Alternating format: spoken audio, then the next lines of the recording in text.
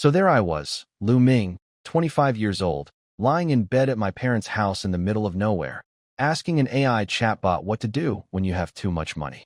Yeah, I know how that sounds. Let me back up. 3 days ago, I was a regular guy in Shanghai. New media job. 8,000 yuan a month. Sounds okay until you do the math. Rent eats half, food eats a quarter, and the rest just evaporates. Like my savings account was allergic to money. I couldn't even order takeout without comparing 3 apps for the best coupon. Tragic. Then the doctor hit me with the combo. Your blood pressure is 170/120. You're 25. Stop this. Basically, my body was filing a resignation letter whether I liked it or not. So I called my mom. Mom, I'm coming home. She paused. Okay. That pause contained an entire novel of disappointment. But hey, at least she didn't hang up. Home is Yunming County. Tiny place in southern Hunan. 60-something thousand people. No bullet train station. The fanciest brand in town is a budget milk tea shop. A bowl of beef noodles costs less than $1. My dad cracked open some cheap liquor, 15 yuan a pound, sold in a plastic jug like engine coolant, and asked me if I'd failed at life. I drank the liquor. I did not answer. Then, on day 3, my phone screen went black while I was scrolling videos. Golden text appeared. County consumption gold system activated. I thought I was having a stroke. It said, population times 100 equals daily payment. Yunming County population, 600,247. Today's deposit, 60,024,700 yuan. 60 million yuan. I checked my bank app with shaking hands. The number was right there. 8 digits. Sitting in my account like it owned the place. I went to an ATM at 2 a.m. like a criminal. Withdrew 100 yuan. Held it under a streetlight. Flipped it over 17 times. Real watermark. Real texture. Real money. Then I tested the rules, because obviously there's always a catch. Buy milk at the local supermarket? Works. Order the county's finest yellow braised chicken rice with extra drumstick? 18 yuan. Approved. Buy a video streaming membership online? Declined. Order a jacket shipped to Shanghai? Declined. Transfer to my investment account? Big fat declined. The money only works inside Yunming County. Step 1 foot outside the county line, and my 60 million becomes 60 million paperweights. So let me paint this picture for you. I'm a guy with 60 million yuan per day, trapped in a town where the most expensive apartment is 4,000 yuan per square meter. I could buy 100 houses before lunch and still have money left to renovate all of them. With gold toilets. I sat on a bench by the river, watching old men fish, having a full existential crisis in the nicest weather I'd felt in years. That's when I asked the chatbot, what do you do when you literally can't spend all your money? It told me to pay the clouds and the trees. Then it told me to pay my taxes. Then it said, and I quote the vibe, just kidding, bragging is tax-free. Very helpful. Thanks. But here's where it gets interesting. The system had a little gray note, almost invisible, hiding at the bottom like the terms and conditions nobody reads. When Yunming County's population reaches 1 million, a special county rise reward will be triggered. Full system upgrade, 1 million people. I've got 600,000. I need 400,000 more humans to move to a place that doesn't even have a train station. I looked at the old guys fishing. I looked at the narrow road behind me. A 3-wheeled farm truck loaded with cabbages puttered past, leaving a little cloud of exhaust like a sad goodbye kiss. For 100,000 people. Here, in this town, where the biggest evening entertainment is watching said cabbage truck go by. I typed to the chatbot. I thought about it. The clouds don't have a payment account. This is a problem. It replied instantly. So you're just going to give the money to me then? I typed back. No. Serious question. If you had unlimited money but could only spend it in a tiny county, what would you do? It said, buy land. Build factories. Infrastructure. Invest in local industry. Or do charity. But it depends on your budget and the local economy. Wait. Are you writing a novel? I stared at that answer for a long time. Buy land. Build factories. Infrastructure. I looked up at the main street. Bare trees. Crooked red lanterns left over from New Year's, swinging in the wind like they'd given up. 60 million a day. A small town with nothing to lose. Maybe, just maybe, I could actually do something with this. So the AI chatbot told me to buy land, build factories, do infrastructure. Great advice. Very inspiring. Just one tiny problem. I have zero connections, zero business experience, zero company registration, and zero clue how government paperwork works. All I have is 60 million yuan a day and a pair of flip-flops. I needed a starting point. And there's an old saying, if you want to know how rich a town really is, don't read the GDP reports. Look at the entertainment industry. Specifically, look at where people go to relax and waste money. So I opened the food delivery app, typed spa/foot massage, and sorted by price, highest first. The king of Yunmeng County's luxury wellness scene? Royal Golden Goblet Bathing Center. Their most expensive package, 198 yuan. About 27 bucks. That's the ceiling. The absolute top. The Burj Khalifa of foot rubs in this town. I did some quick math. With 60 million a day, I'd need approximately 300,000 foot massages to burn through my budget. My feet would dissolve before my bank account did.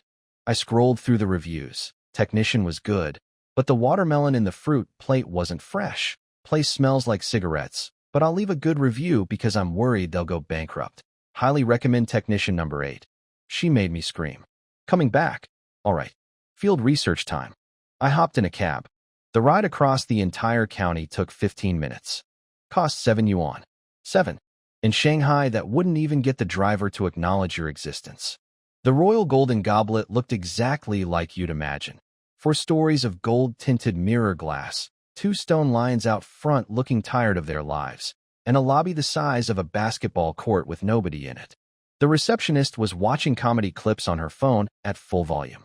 She didn't notice me until I was standing right in front of her. Professional smile, activated. Massage or foot treatment, sir? Foot treatment. The 198 one. She led me upstairs.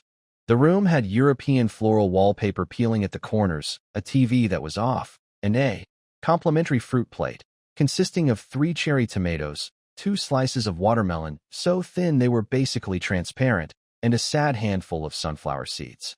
This was the VIP experience. I changed into the disposable robe and waited. Knock, knock. Come in. A woman walked in carrying a wooden foot basin. She had a perm of tiny curls, and the crow's feet around her eyes were fighting a losing war against her foundation. She was, let's say, experienced. 45 minimum. Boss, the water might be a little hot. Test it first, she smiled. Sis, can I get a different technician? She didn't even blink. Clearly this happened 12 times a day. Sure, one moment. 5 minutes later, knock knock again. This one had a simple ponytail, less makeup, looked fresher. She set down the basin and introduced herself confidently. I'm number 8. Highest rated technician in the whole shop. I looked at her. How old are you? 25. I squinted. Ma'am, do you honestly look like someone born in 2001? She pursed her lips. Under 40. I sighed. 37, 38, somewhere in there. Fine. You'll do. I put my feet in the basin. Number 8 grabbed a stool and went to work on my calves. Strong hands. Very strong. The kind of grip that says, I've been doing this for 15 years and your leg muscles mean nothing to me. Just got back from out of town? She asked. How do you know? Local people don't come here in the middle of the day and swap technicians, she grinned. You city boys come back and think we're outdated. But this is all there is. I asked why there were no young technicians. She laughed like I'd told the funniest joke of the year. Young girls? Here? They all left for Guangdong or Shenzhen. A factory job with free meals pays better than this. Anyone under 30 with working legs is already gone. Why didn't you leave? Can't. She switched to my other foot. Got elderly parents. Got kids. A woman my age finding a 3,000 yuan job in this county while still being home for dinner? That's the dream. That is the good outcome. Then she hit some pressure point on the bottom of my foot, and I nearly levitated off the chair. Chronic sleep deprivation. Kidney energy deficiency. Young man. She diagnosed me like a disappointed doctor. I ignored the medical commentary and kept asking questions. What about the textile factory on the east side? The machinery plant down south? Those used to be decent. Dead. Gone. Buried. She waved dismissively. Now the only real jobs are government positions. Everyone else is selling apartments, selling insurance, or delivering food. That's the whole menu. I lay there staring at the peeling wallpaper, brain spinning. 600,000 people. Need 1 million.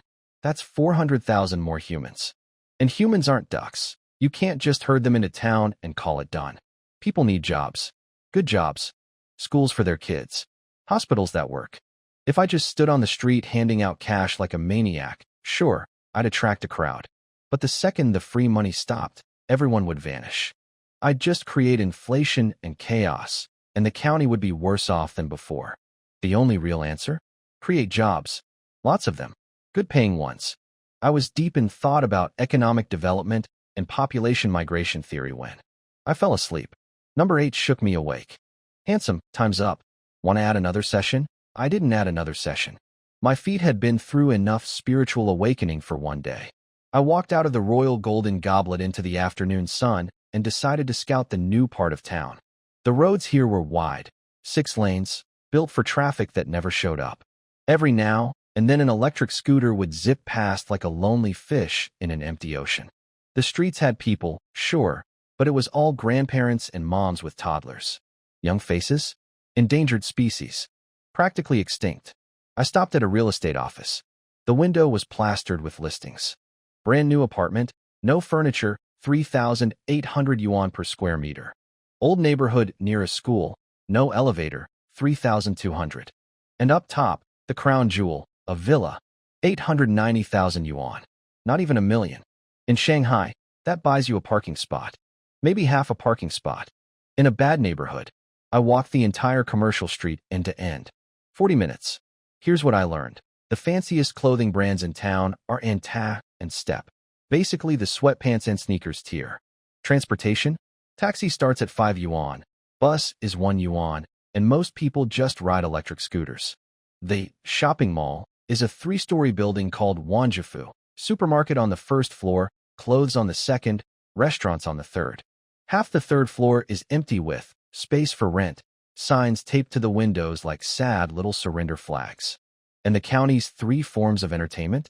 Mahjong, TikTok, drinking. That's it. That's the whole menu. Pick 2 and combine. I sat down at a noodle shop, exhausted. Ordered lamb stew noodles. 8 yuan.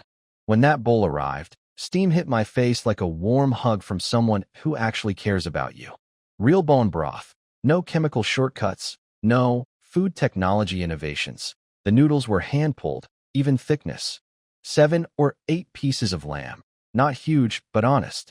I took 1 bite. Delicious. Genuinely, outrageously delicious. Better than every 20 yuan fancy noodle shop in Shanghai combined. Those places charge triple and give you sadness in a bowl. This little roadside shop just casually destroyed them for 8 yuan. The guy at the next table was eating plain vegetable noodles, 5 yuan, reading a folded newspaper, wearing a wrinkled gray jacket with hair going in 6 different directions. He yelled at the owner, "Boss, add a bread roll, 1 yuan. I know. This was the economic reality. A place where adding a 1 yuan bread roll to your 5 yuan noodles is a conscious financial decision. Now here's my problem. Even if I forget about the million population goal, I need to develop this county just to have stuff to spend money on. You can't burn 60 million a day in a town where the most expensive thing is a villa that costs less than a Shanghai closet. But me? I'm a social media guy. I've written articles, edited layouts, cut videos, run ad campaigns. Ask me to analyze a product's target demographic? I'm your man. Ask me to set up an industrial production line? I'd sooner perform surgery on myself. Money solves most problems, though. I just need to find people who actually know what they're doing. After the noodles, I Googled Yunming County Economic Development and Yunming County Industrial Structure. Got a bunch of government website links full of leadership speeches and bureaucratic fluff.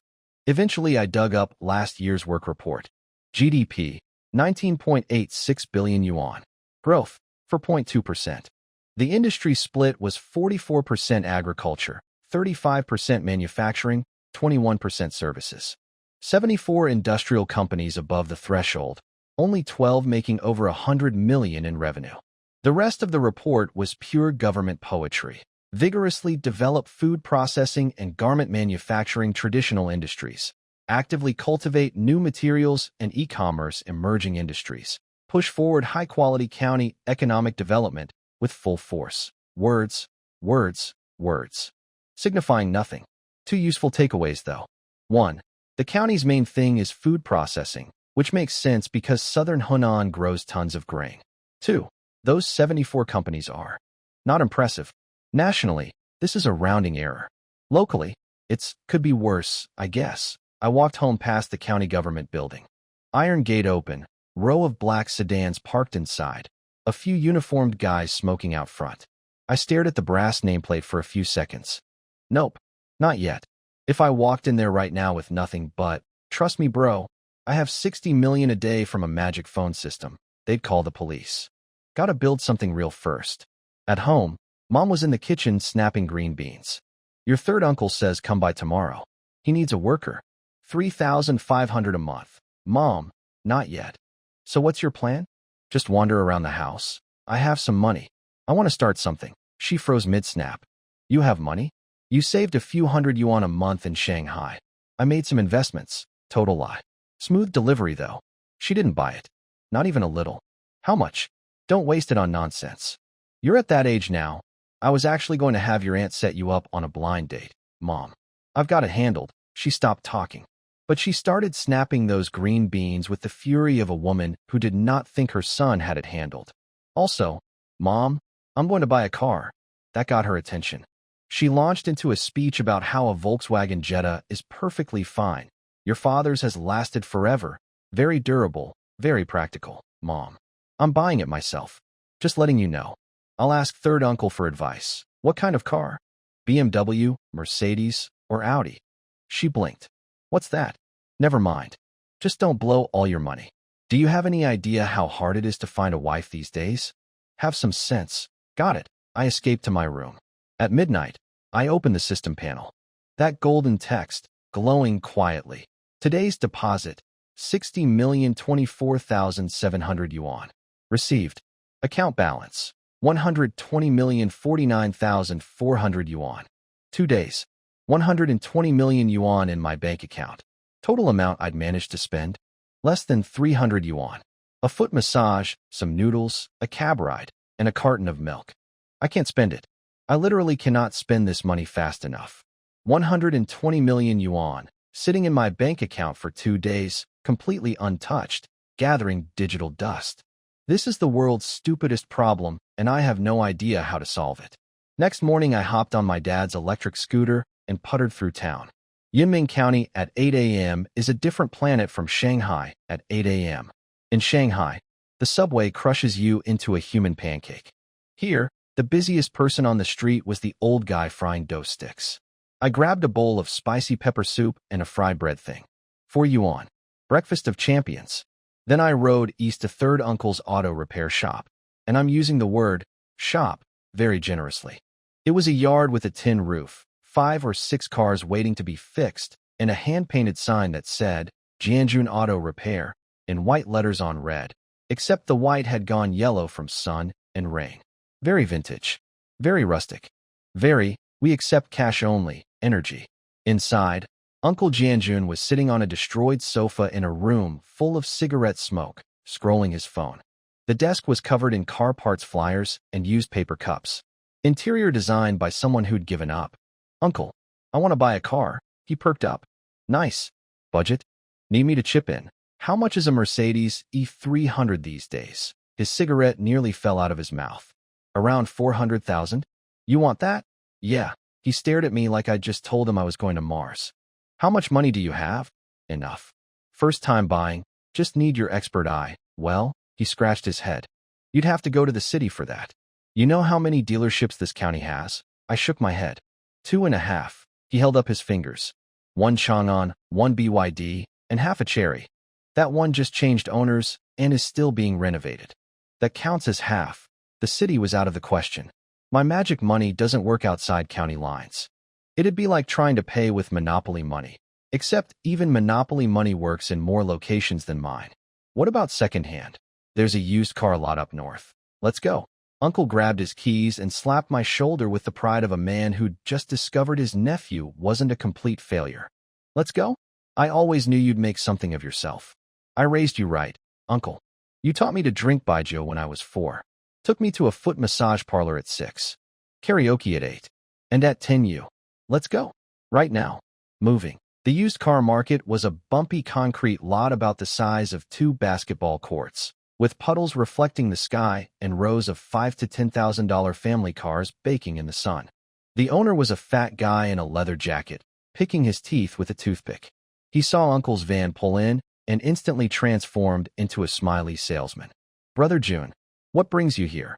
"My nephew wants a car." Fat guy sized me up. Uncle told him to show us the best Mercedes E300 he had. The toothpick picking paused for exactly 1 beat. Then he flung the toothpick to the ground with the confidence of a man about to make a commission. Got one. Follow me." He led us to the back corner. Black Mercedes E300, polished up nicely, gleaming in the sun. Uncle circled it once, checked underneath, sat inside, came back out, and delivered his verdict with a single sentence. "This car's been through major repairs." Next, fat guy's smile cracked. "Brother June, that's the only E300 I have." Uncle looked at me.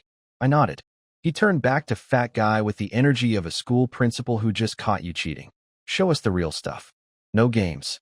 Original paint. No major repairs. Not even a replaced fender panel." Fat guy's eyes lingered on me for 2 seconds, recalculating, recalibrating, adjusting his entire sales strategy.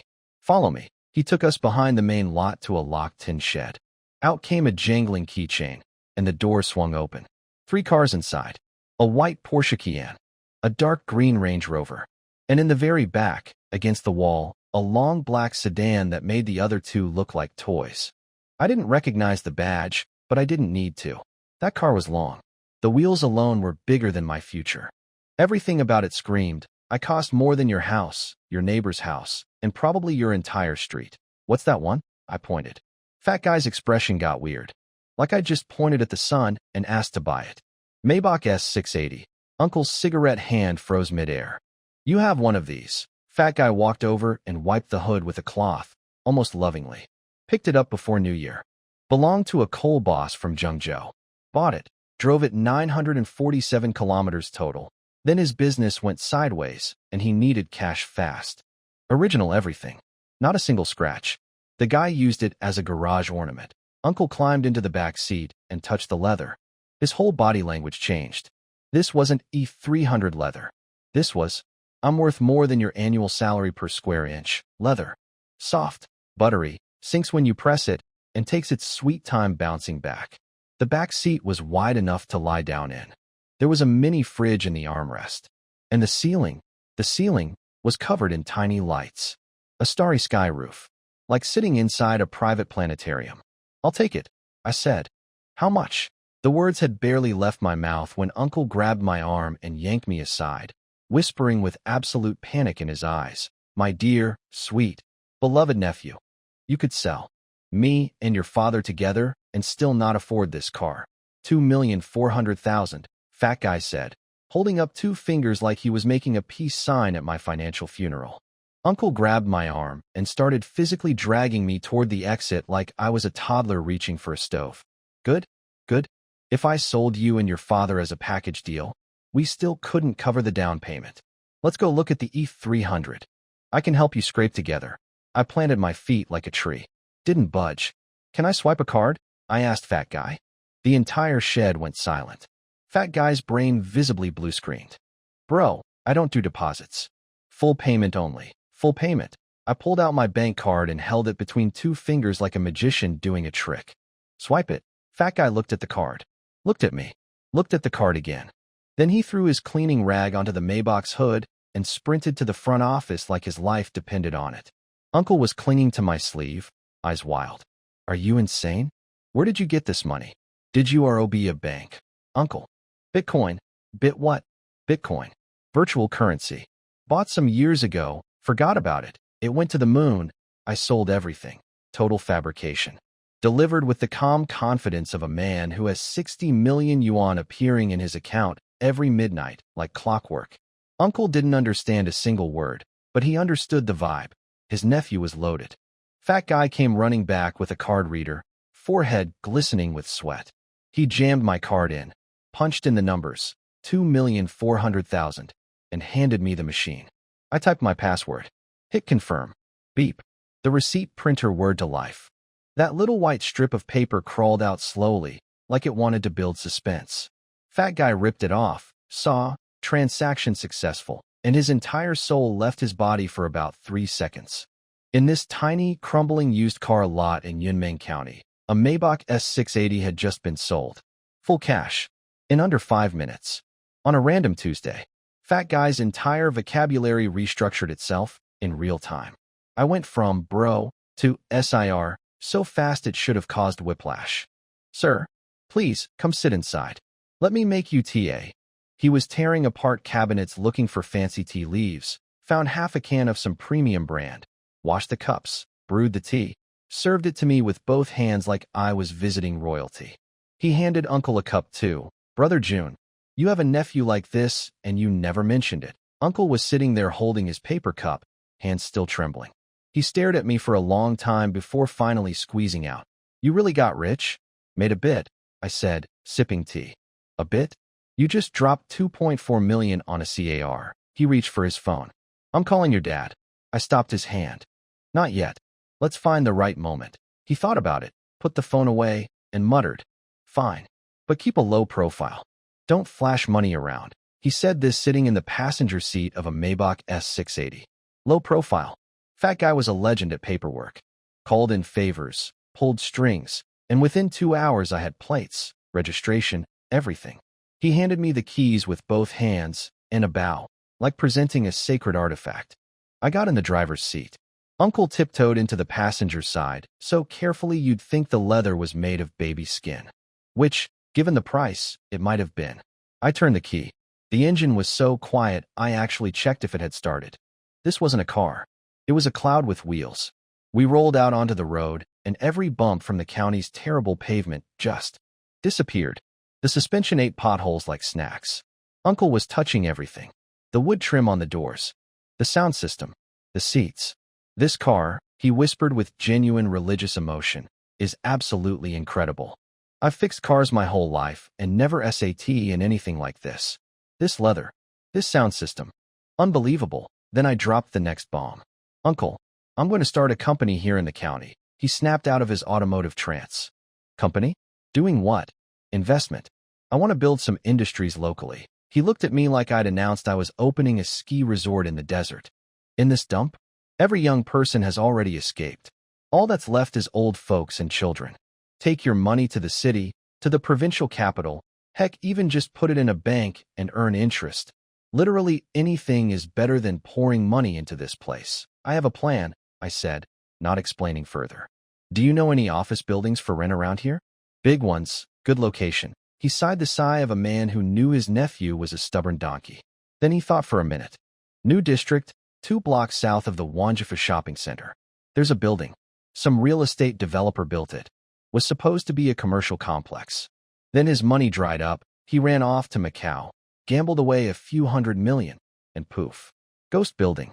The county government took it over, renovated it a bit, tried to turn it into some kind of startup incubation park. Nobody came.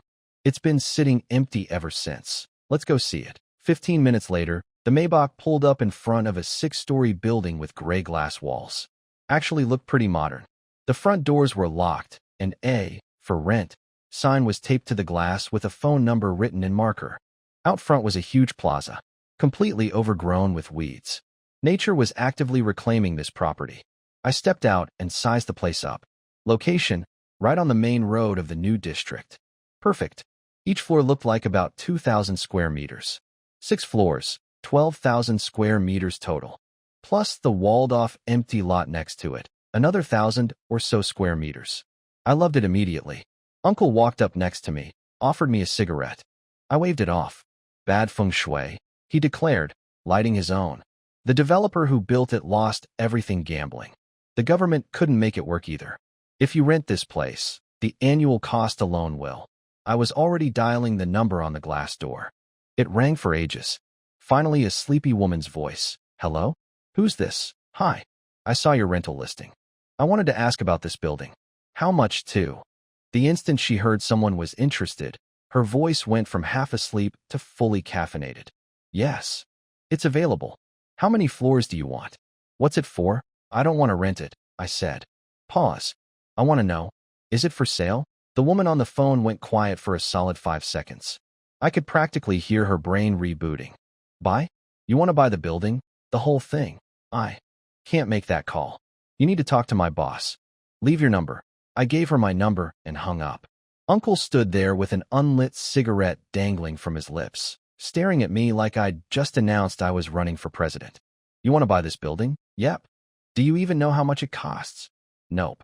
That's why I asked. He opened his mouth. Closed it. Opened it again. Closed it. He looked like a fish that had just learned about taxes. We waited 20 minutes. I walked around the building taking photos. Structurally solid, steel and concrete frame. Glass curtain walls a bit dusty but intact. Through the ground floor windows I could see the lobby had gorgeous ceiling height, at least 5 meters. Perfect for a reception area. This building had good bones. It just needed someone who wasn't going to gamble away its future in Macau. My phone rang. Local number. Hello. I'm Zhao Weiqiang, the property agent for this building. You wanted to see it? I'm standing right downstairs. Be there in 10 minutes. His 10 minutes was 25. A black Passat rolled into the plaza, and out stepped a guy in his early 40s. Dark polo shirt tucked into dress pants, jangling a set of keys on his belt like a medieval jailer. He spotted the Maybach immediately. I watched his walking speed increase by approximately 40%. You called? His eyes were doing ping-pong between my face and the car. Face. Car. Face. Car. Lu Ming. I extended my hand. Zhao Weiqiang. Call me old Zhao. He shook my hand, then noticed Uncle. Brother Jun. You're here too? You guys know each other? I asked. Uncle shrugged. Small county. Everyone knows everyone. Old Zhao unlocked the building, and we went in. The ground floor lobby was even bigger than I'd expected. Gray tile floors, a circular reception desk in the center covered in a thin blanket of dust, like it was sleeping and waiting for someone to wake it up. 2 elevators, 1 staircase. He took us floor by floor. Floors 2 through 5 were similar, divided into rooms of various sizes with glass partitions or drywall. Each floor had 2 conference rooms, though the projectors had been stripped out, leaving nothing but sad little screw holes in the walls. Like the building's teeth had been pulled. 6th floor was different. Completely open. No partitions.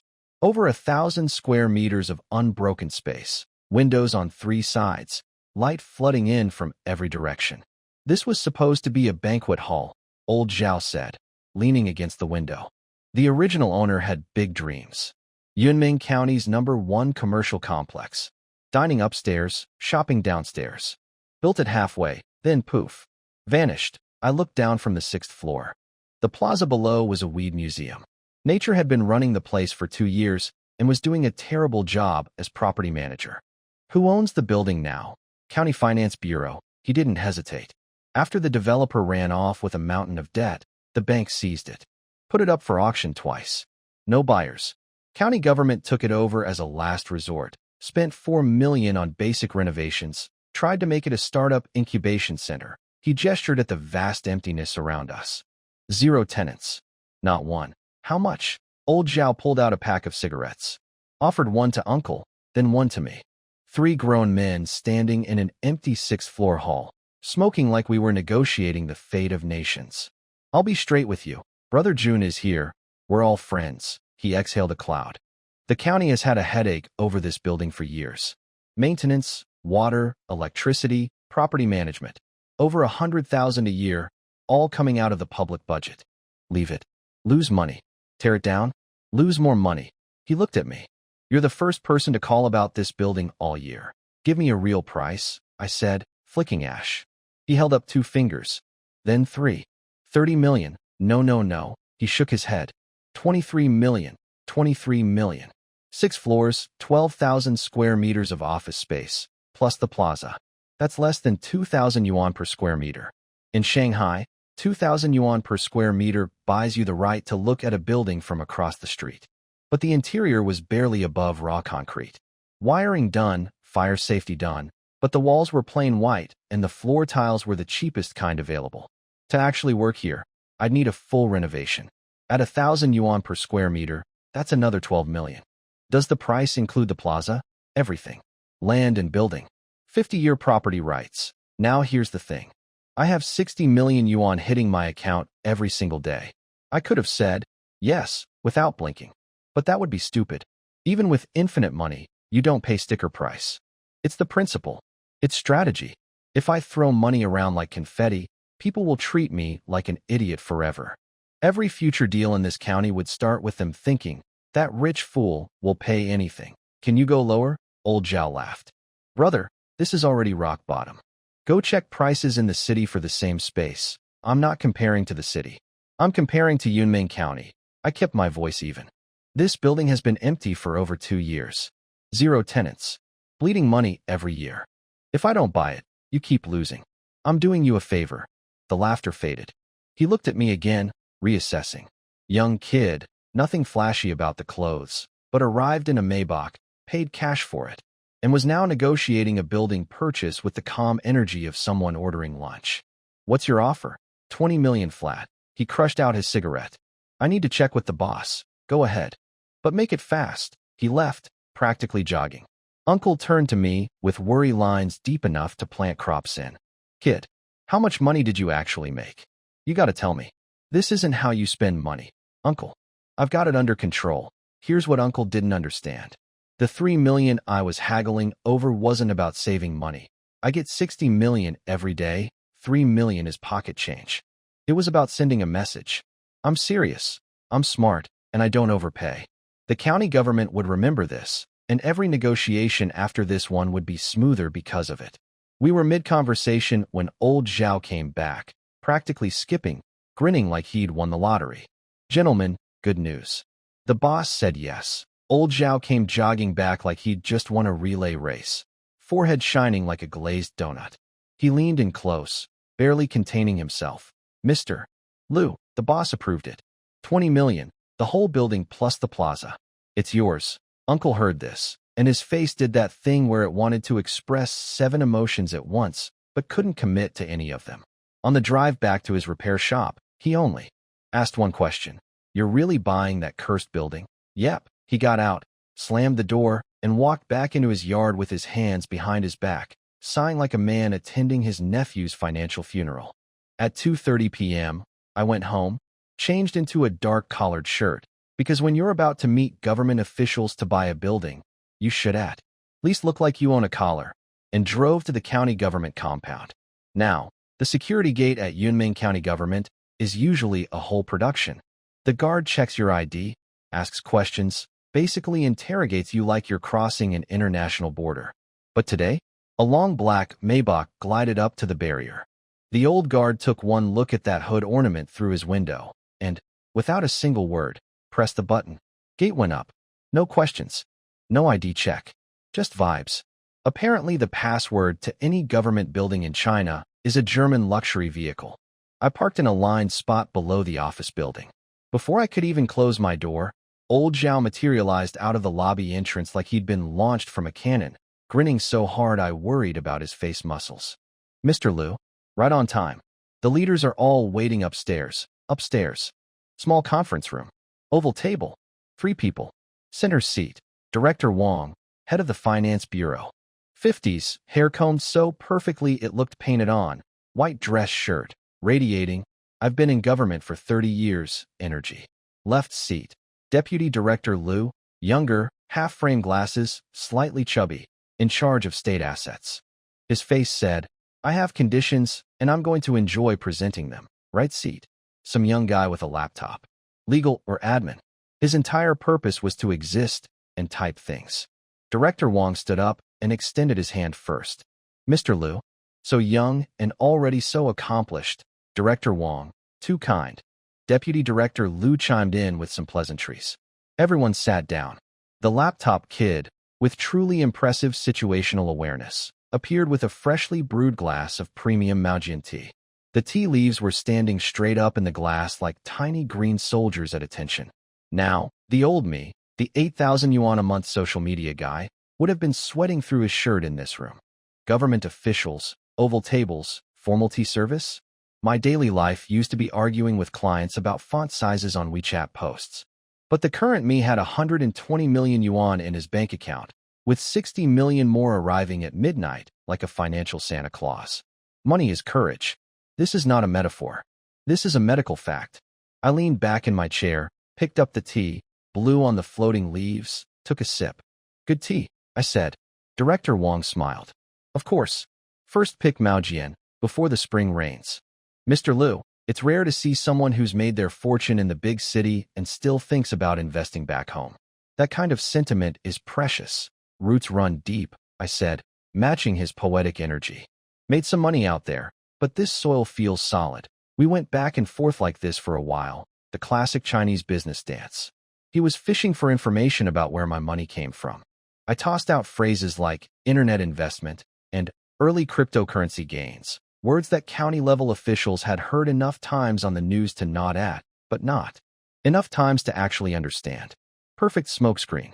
After a few rounds of verbal ping-pong, Director Wang apparently decided I was legit and leaned forward, hands clasped on the table. Mr. Liu, let's speak plainly. Old Zhao has told you the building situation.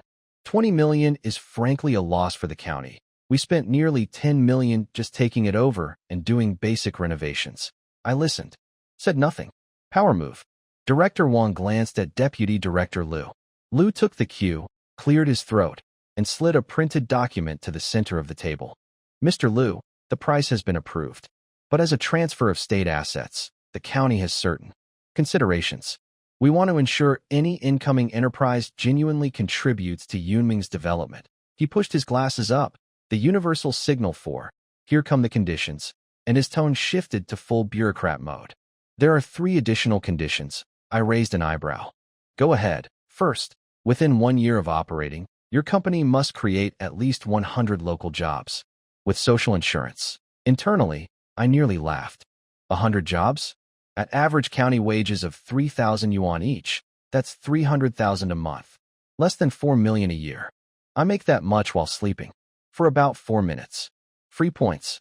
Second, your registered company's tax revenue must stay 100% local. No offshore tricks, no shell companies routing money elsewhere. I took another sip of tea. My money literally cannot leave this county. The system won't allow it. Even if I wanted to do tax evasion in another city, my magic bank account would just laugh at me and decline the transfer. More free points. Third, and this is the most important one. Deputy Director Liu locked eyes with me, voice weighted. After operations begin, your company must allocate 30% of annual net profits as a special fund for county infrastructure and economic development. The room went silent.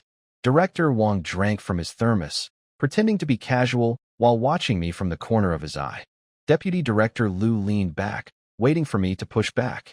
The laptop kid already had his fingers hovering over the keyboard, ready to transcribe my objections. These 3 conditions were, let's be honest, highway robbery wearing a government badge. Especially that third one, 30% of net profits. Just hand it over? No investor in their right mind would agree to that. Search the whole country and you won't find a business-friendly deal that scoops out a third of your earnings. But I understood why. They were covering themselves. Selling a building at 20 million that cost them more? If they didn't attach conditions, the auditors would eat them alive at year-end. Who sold state assets at a discount with nothing in return? Headlines would be written. Careers would end. So the conditions were political armor, not genuine greed. I sat there, tapping my fingers on the table, running numbers in my head. 100 jobs? Wanted anyway. Taxes stay local. Couldn't leave if they tried. 30% of profits for county development? Deputy Director Liu, I said, stopping my finger tapping, looking up. He straightened, ready for battle. Mr. Liu, if you have concerns, please share them, I smiled. I leaned forward, laced my fingers together on the table, and looked both directors right in the eyes. Gentlemen, the first 2 conditions are perfectly reasonable. Pause. But regarding the third condition, I am personally very unsatisfied. Deputy Director Liu frowned and started tapping his pen like a disapproving schoolteacher. Mr. Liu, this third condition is the county's red line for local infrastructure support. We're letting you have that building for 20 million. You know how big a concession that is. 30% of profits back to the community. Is that really so unreasonable? I set my tea down. Didn't drink. Just set it down. Slowly. Dramatically. Deputy Director Liu, the math doesn't work like that. I leaned back. I'm a businessman. Businessmen like profit. You want me to hire 100 people? I'll hire 1,000. You want taxes to stay local? I won't move a single cent outside the county. But slicing off 30% of my net profits? That breaks basic business logic. I could feel both of them watching me like hawks watching a rabbit that just started doing calculus. First, a company needs profits to reinvest and grow. Take 30% and you're strangling my cash flow. Second, I'm not coming back to Yunming to open a corner shop. What I'm planning to invest is far more than 20 million. Director Wang's thermos froze in midair. This 20 million is just for the office building. Schools, hospitals, factories, roads, all of that comes next. And it'll need constant, massive investment. Those infrastructure projects won't turn a profit for years. Instead of taking 30% of my earnings, let me invest directly into the county's development myself. Now, Director Wang was an old fox. Decades in government. He'd seen every type of businessman. The big talkers, the scammers, the guys who promise a skyscraper and deliver a shed. But this kid drove a 2 million yuan Maybach, paid cash, and was sitting in his conference room talking about building schools and hospitals without a trace of bluster. More importantly, that building was a nightmare. Every year it ate over 100,000 yuan in maintenance. Every year the auditors came by, wrote, wasted idle asset in their reports, and made his life miserable.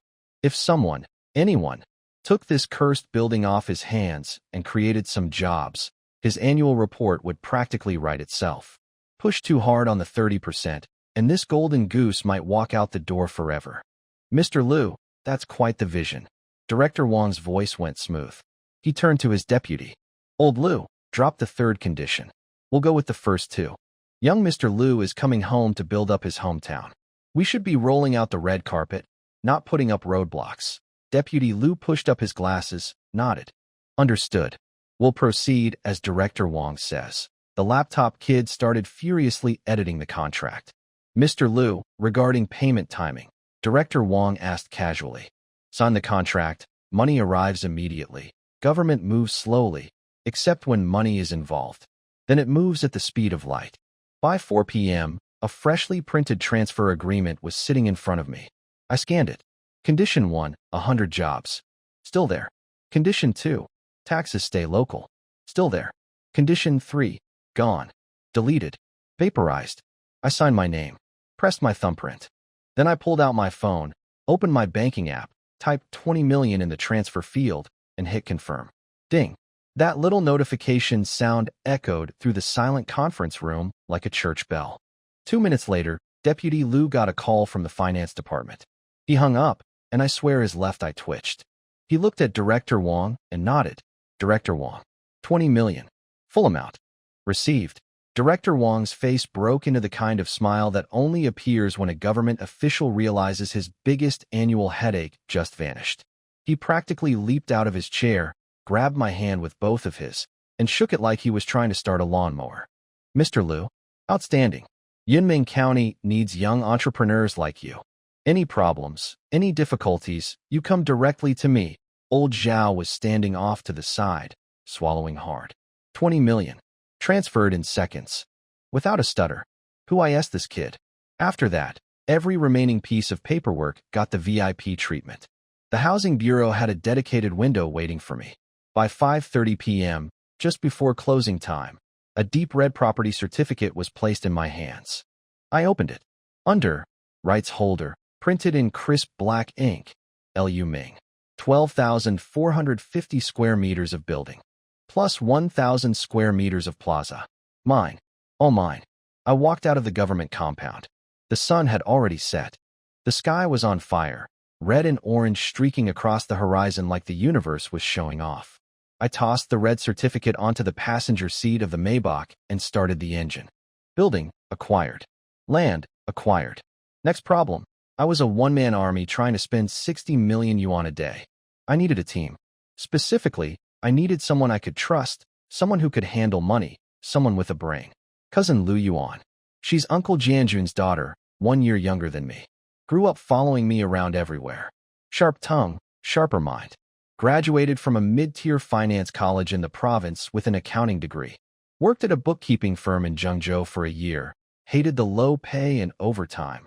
Quit after Chinese New Year, and had been lying around at home ever since, occasionally helping Uncle balance his repair shop books. I drove to the repair shop. The rolling shutter was half down. I ducked under it.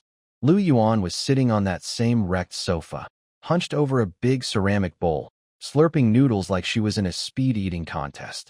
Oversized old t-shirt, hair tied in a messy bun, zero makeup, plastic flip-flops. She looked like she'd given up on society and society had accepted her resignation. Eating? I pulled up a chair.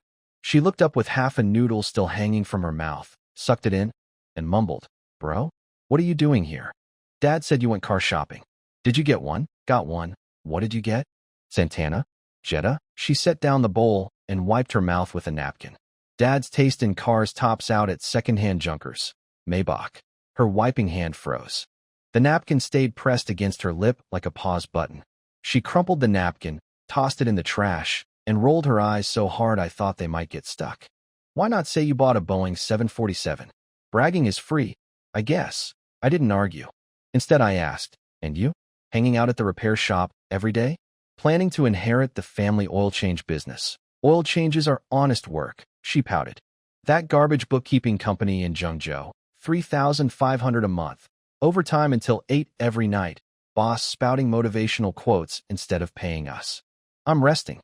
I'll take the civil service exam after summer." Skip the exam. I pulled out the red property certificate I'd brought in from the car and slapped it on the table. "Work for me." She squinted at the red booklet suspiciously. "What's that?" "Open it." She leaned over and flipped it open. Rights holder, Lu Ming. Location, Yunming County, Ingbin Road, New City Commercial Building. Area, 12,450.5 square meters. She stared at those numbers for a full 30 seconds. Then she reached over and put her hand on my forehead. "No fever." "Bro, where'd you get this fake certificate? It's pretty realistic. Isn't this that abandoned building the county gave up on? Transferred this afternoon. 20 million. Full payment." I put the certificate away. "I'm starting a company. I need a CFO. You in?" She looked at me the way you look at someone who just told you they can communicate with dolphins. "Lu Ming, what happened to you? Did you get dumped in Shanghai? Are loan sharks chasing you? 20 million? You could sell both your kidneys and not even scrape together 2 million. Made some money trading crypto. What crypto makes 100 million? She shot up from the sofa like a rocket. "Don't lie to me. Are you doing something illegal? International fraud? Money laundering? Everything's legal. Money is clean. Taxes paid." I pocketed my phone. "Now I want to invest in the county. You studied accounting. Help me manage the books." For real?" She was stuttering. A financial professional stuttering about finances. Poetic. I looked at her. "In or out? Is there a salary?" She blurted instantly. Pure accountant DNA. Couldn't help herself. 50,000 a month. Full social insurance package. Year-end bonus. Lu Yuan slammed her bowl down so hard the soup splashed. "Say that again." "How much?" 50,000. Per month. Per month. She stared at me for 10 solid seconds, then reached over and felt my forehead again. "No fever. You already checked that." She wiped her hand on her t-shirt and sank back into the sofa. "Bro, do you know how much I made at that bookkeeping sweatshop in Zhengzhou? 3,500. You mentioned it. 3,500. She repeated it like a prayer for the dead. "Wake up at 7, work till 6, 1 day off a week, and when month-end or quarter-end or year-end hits, kiss your weekends goodbye. 3,500 gross, 3,100 after deductions. And now you're telling me 50,000? Too low? Too high?" She smacked the sofa armrest. "You pay me 50,000, and I'll be the highest-paid accountant in the entire county. Every financial professional in Yunming combined doesn't earn what you're offering me. My old boss, the CFO, made 12,000. I ignored her meltdown, flipped a chair around backwards, sat down, and draped my arms over the backrest. "Listen. 1. You're my cousin. I know you. I trust you. 2. You literally studied this. You've done the work. You can hit the ground running. How big is this thing you're planning?" "Big." She went quiet. "Here's the thing about Lu Yuan. She's not dumb. She's known me my whole life. I'm the quiet type. I don't brag. I don't exaggerate. I'm the exact opposite of her dad, who could tell you he caught a fish the size of a car and not blink. If literally anyone else was sitting here telling her this stuff, she'd have thrown them out with the noodle bowl. But she knew that when I say something, I mean it. That certificate is real. Picked it up from the Housing Bureau this afternoon. You can verify it." She pressed her lips together, rubbing her fingers against her knee, thinking, what if I'm not good enough? Then I replace you. But I'll keep paying you until you find something else. Fine. She stood up, carried her bowl to the sink, turned on the faucet, and with her back to me, said in a quiet voice, when do I start? Tomorrow. Tomorrow. Company registration, bank account, tax filing. You know this stuff better than I do. Go handle it. You already have a company name, Yunming Investment Company, Limited. She turned off the faucet and shook the water off her hands, side-eyeing me. Registered capital, start with 100 million. 100 mil. Her voice cracked so hard it nearly became a different octave entirely. 100 million in registered capital? Are you insane? Do you understand what that means? The moment that company is registered, you're personally liable for 100 million yuan in obligations. I know. Subscribed or paid in for part of it. The building was 20 million. Count that as a fixed asset. She didn't speak. She's an accountant. She knows exactly what paid-in capital of 100 million means. This isn't filling in a number on a form. Real money has to hit a verification account. Real, actual, touchable money. How much money do you actually have? Enough? She opened her mouth, closed it, swallowed whatever she was going to say next. Then she pulled out a stool, sat down across from me, dug a notebook and pen from a drawer, and went full professional mode. Business scope, business consulting, real estate development, commercial operations management, construction engineering, food service, cultural entertainment. Throw in everything you can.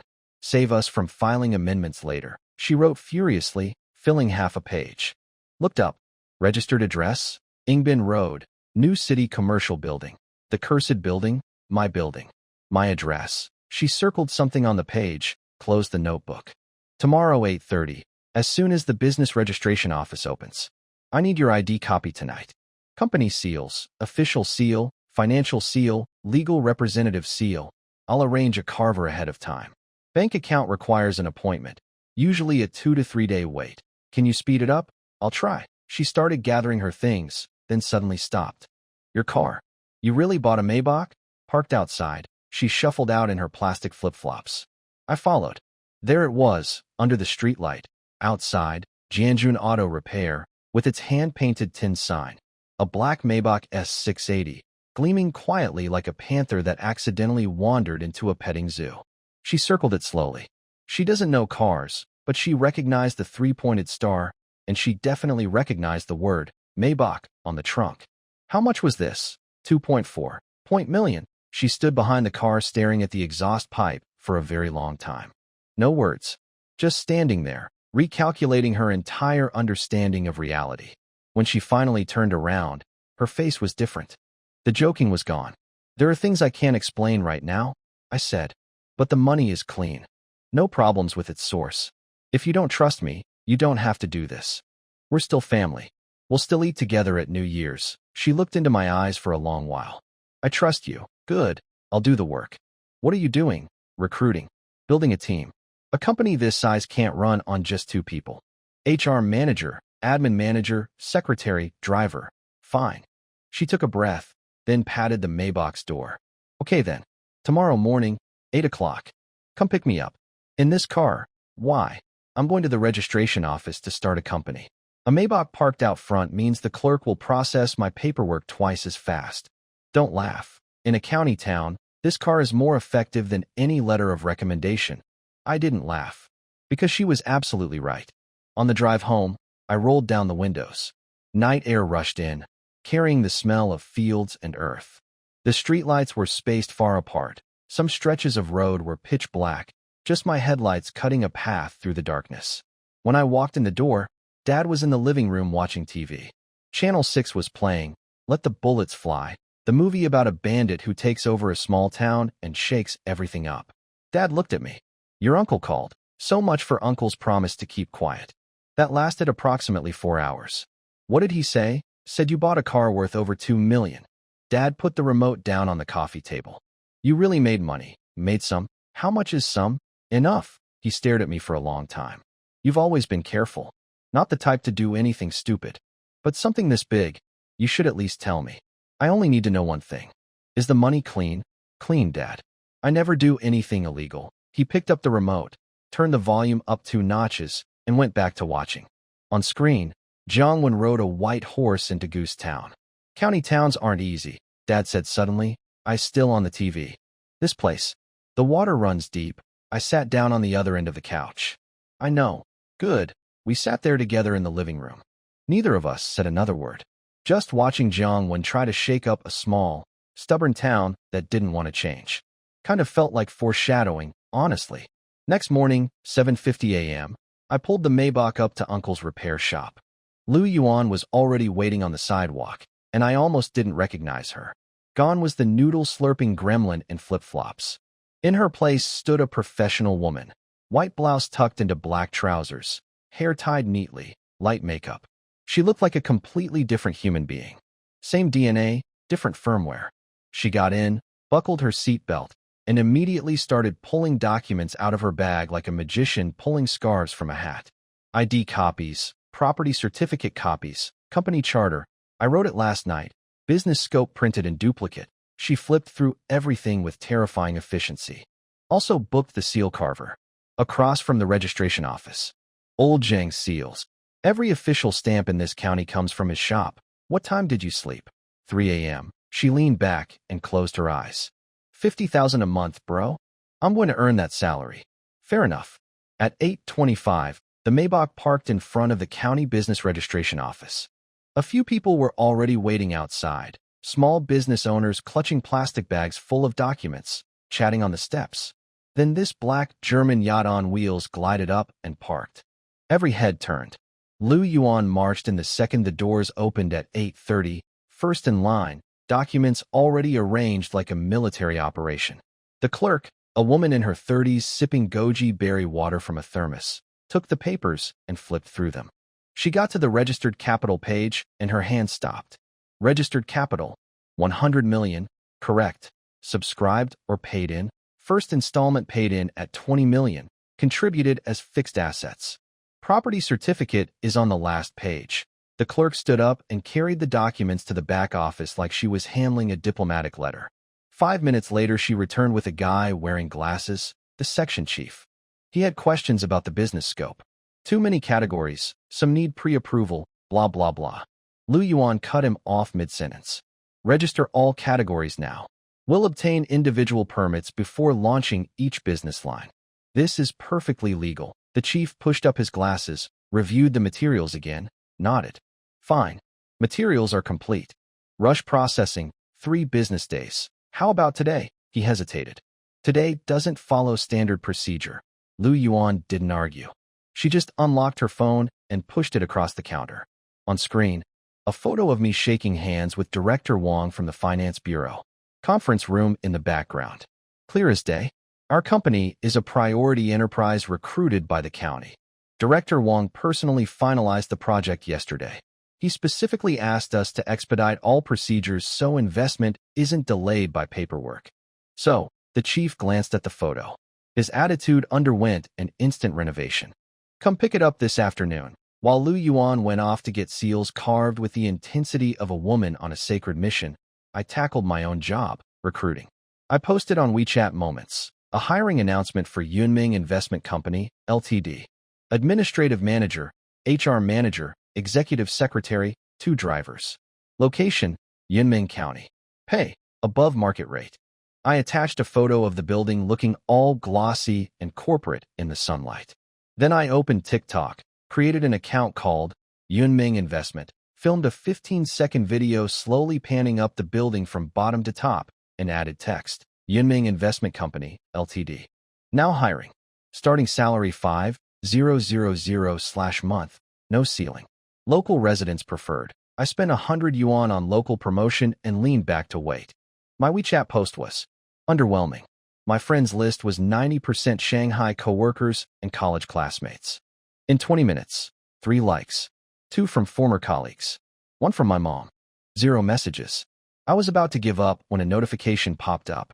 The profile picture was a side-angle face shot. Background was some fancy shopping district in Chengdu. Lu Ming? Is that you? No save name. I opened her moments. Most recent post, 3 days ago. Coffee cup photo, location tagged at Zhengzhou Airport. Caption, back. I scrolled further. A girl with long hair and a collarbone necklace posing on a Chengdu street. Then a graduation photo, bachelor's gown, holding flowers, big smile, Sichuan University gate behind her. I knew who this was. Shunli, high school classmate. Sat 2 rows in front of me. Undisputed prettiest girl in our class. And this was a title nobody even bothered to challenge. She went to Sichuan University in Chengdu for college. I couldn't remember her major. We hadn't really talked since graduation. She was just someone whose posts occasionally floated across my feed. I replied, "It's me." Her response came fast. "You're back in Yunming? I saw your job posting. You're starting a company here, just registered. Wow, impressive. What kind of company?" "Investment." 1 minute of silence. Then, "Are you free? Can we meet up?" "I just got back too. I'm at home doing nothing." "You're in Yunming?" "Got back 2 days ago." I stared at the message. Sichuan University graduate. Building a career in Chengdu. Suddenly back in tiny little Yunming County. Something was up, but curiosity won. "Sure. Where are you?" She sent a location pin. "Old part of town, Jinwang supermarket entrance." I started the engine and drove over. 7 or 8 minutes later, I pulled up to the curb. A girl was standing on the supermarket steps. White t-shirt, jeans, canvas shoes, canvas bag slung over one shoulder. Hair down, blowing across her face in the breeze. Simple, clean, and the kind of effortlessly pretty that makes you forget how to form sentences temporarily. I rolled down the window. "Get in." She looked up. Her eyes caught the Maybach's hood ornament, and I saw a flicker of surprise, quickly smoothed into a calm, slight smile. She walked over and got in the back. A few years had changed her. The high school softness was gone, replaced by something polished. Even in a plain white tee and jeans, she carried herself like she belonged in a different zip code than Yunming County. In the sunlight, her face was so clean and natural it was almost annoying. "Long time no see," same voice as high school. Clear, with a little lift at the end. I glanced at her in the rearview mirror. "Where do you want to talk?" "Anywhere." "You pick." "Have you eaten?" "No." I thought for a second, then turned the wheel. "Let's go get some stew noodles." From the back seat, she laughed. Picking me up in a Maybach to take me to a noodle shop. "Lu Ming, your style is unique." Then she paused, looked at me through the rearview mirror, and her expression shifted from playful to serious. "I saw your job posting. The HR manager position. I'd like to apply." The noodle shop didn't even have a sign. Just a hole in the wall with plastic tables out front, surfaces still wet from a half-hearted wipe down. The kind of place where the health inspector would cry. But the food? Absolutely lethal. In a good way. 2 lamb stew noodles, extra chili on one. I yelled at the owner, then turned to Shunli. "You eat spicy?" "I lived in Sichuan for 4 years." "What do you think?" "Fair point." The noodles came fast. She picked up her chopsticks, but went for the soup first, like a civilized person. "When did you get back?" I asked. 2 days ago. Was lying around at home scrolling my phone when I saw your post." She set her chopsticks on the bowl rim. "Honestly, I read it 3 times. I thought your account got hacked." "Why?" "Lu Ming. You sat behind me for 3 years in high school. You were so quiet you were basically furniture. I remember your overall ranking was somewhere around 200. You failed math once." I picked up my bowl and took a sip of soup. "So what you're saying is, I've had character development." No, no, no, she waved her hands. "I'm saying you've improved very rapidly." Smooth save. Since she'd said she wanted the HR manager position, this noodle lunch was now officially half a job interview. I started asking questions. She studied human resources at Sichuan University. After graduating, she joined an internet company in Chengdu as an HR business partner. 300 employees, she handled recruiting, performance reviews, and employee relations for 2 business units. 2.5 years. "Why'd you leave?" Her chopsticks paused. "Just for a second. Layoffs. They cut the business teams first, then middle management, then HR started cutting HR. I was in the second to last batch. Severance? Token amount. Around 40,000 after tax." She said it flatly. No drama. Just facts. I didn't dig deeper. Tech layoffs have been a national sport these past couple years. Nothing unusual. After that, didn't look for something else in Chengdu. She swallowed her noodles, wiped her mouth with a napkin. Looked for 3 months. Sent over 100 resumes. Interviewed at a dozen places. Either they lowballed me or the company was sketchy. She looked at me directly. "Chengdu rent, 2,500. Food, 1,000. Transport plus random expenses, my severance was gone in 3 months. I did the math. 2 options: borrow money to survive, or take a job paying 2 or 3,000. Neither was acceptable, so you came home. Yes, I finished my noodles and pushed the bowl aside. You managed a 300-person company in Chengdu. Now you want to do HR for a freshly registered shell company with 0 employees. Doesn't that feel like a downgrade? She smiled. Not a big smile. A tired, honest one. Lu Ming, you know what the prerequisite for feeling overqualified is? Having options. If I still had options, I wouldn't be sitting here drinking lamb soup with you. That was brutally honest. I respected it. I leaned back. Let's talk salary. What do you think you're worth? In Chengdu, my base was 10,000 a month. With performance bonuses and year-end, it came to about 150, 60,000 total. She paused. If you offer me 8,000, I can work with that. But below 8, 10,000. Her hand trembled on her water glass. You'll handle HR and admin combined. No team under you at first. Recruiting, attendance, payroll, office supplies. All on you. She stared at me for 2 seconds. You don't negotiate? No time. If I spend 20 minutes haggling over 500 yuan with you, that's 20 minutes you could spend doing actual work. Take the 500 and earn it. She put down her glass. One more question. She hesitated. What is this company actually going to do? Investment company is just a shell. You can stuff anything in there. If it's just flipping real estate or running a loan shop, I'm not interested.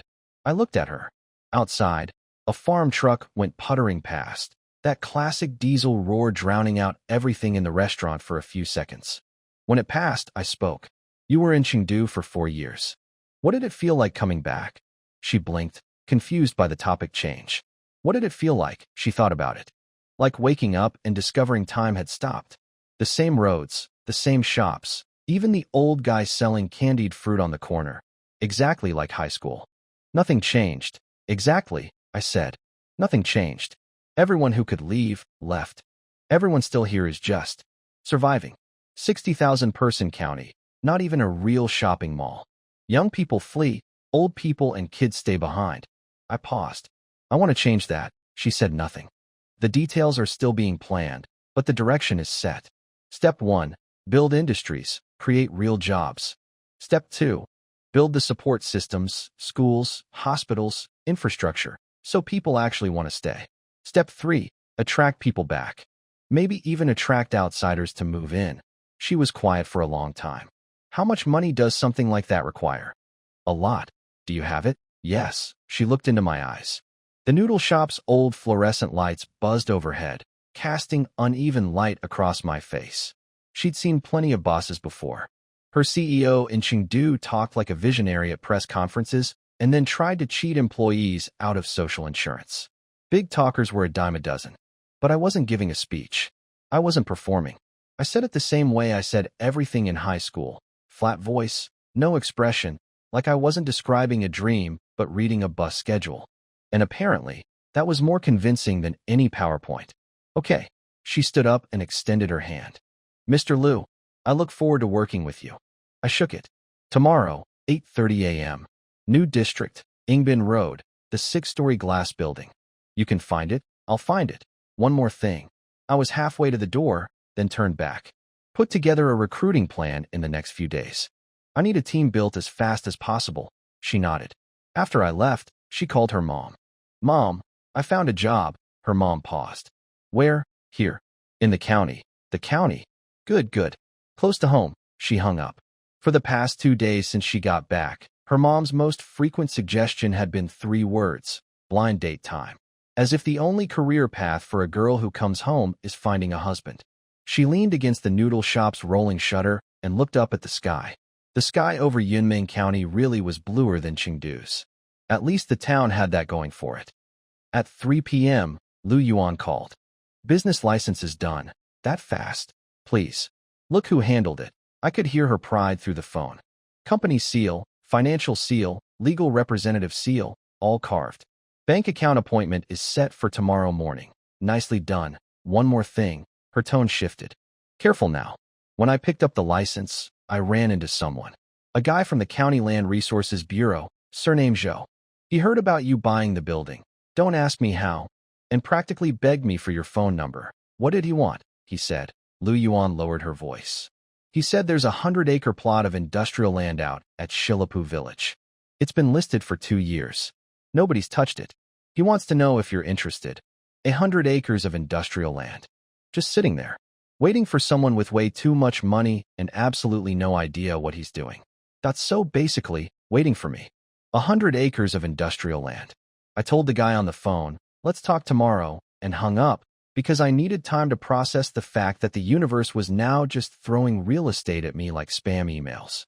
That night, I pulled up the satellite map on my laptop. Shilapu village, 7 kilometers southeast of town. On the screen, it looked like a giant brown rectangle of nothing, sitting next to a provincial highway with a little irrigation canal running along the top and endless farmland stretching in every direction. The satellite resolution was so bad it looked like someone took the photo with a potato, but I could tell the ground was flat. I checked the county's Land Bureau website next. The website design was from approximately 2008 and loaded like it was running on a hamster wheel. Half the page was broken code. After several minutes of digital archaeology, I found the listing. Shilapu Village Industrial Plot, 100.2 acres, 50-year lease. Starting price, 240,000 per acre. Total, 24 million yuan. Listed for 2 years. 0 buyers. 24 million for 100 acres, and nobody even looked at it. That tells you everything about this county's economy. Not a single business here needs to expand. Everything is shrinking. I closed the laptop, lay in bed, stared at the ceiling. Midnight. System refreshed right on schedule. Today's deposit, 60,024,700 yuan. Received.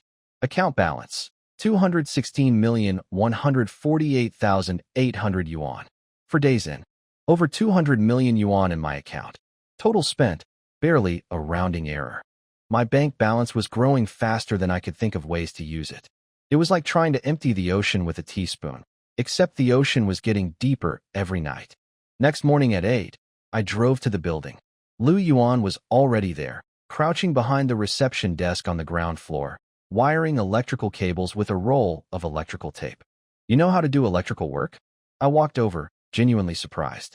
Learned it on TikTok 20 minutes ago. She didn't even look up. Called the property management company. They said they'd send someone. I'll be retired before they show up. This woman was going to earn every cent of that 50,000.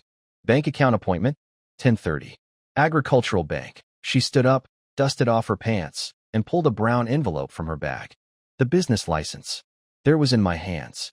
Yunming Investment Company, Limited Legal Representative, Lu Ming. Registered capital, 100 million yuan. It was real. I had a company. I was technically a CEO. My mom was going to either faint or kill me. At 8:40, a silver-gray Volkswagen pulled into the plaza. Out stepped a man in his early 40s, short-sleeved blue shirt, Casio digital watch, short haircut, tan skin, walking with a forward lean like someone who's permanently in a hurry. This was Zhou Yan from the Land Resources Bureau. He spotted the Maybach key on the reception desk immediately. His eyes locked onto it like a heat-seeking missile. Mr. Liu, he power-walked over and shook my hand. Zhou Yan, Land and Minerals Division. Spoke with your sister yesterday. No small talk. I like that. He sat down and immediately pulled up photos on his phone. Flat yellow earth. Concrete boundary markers.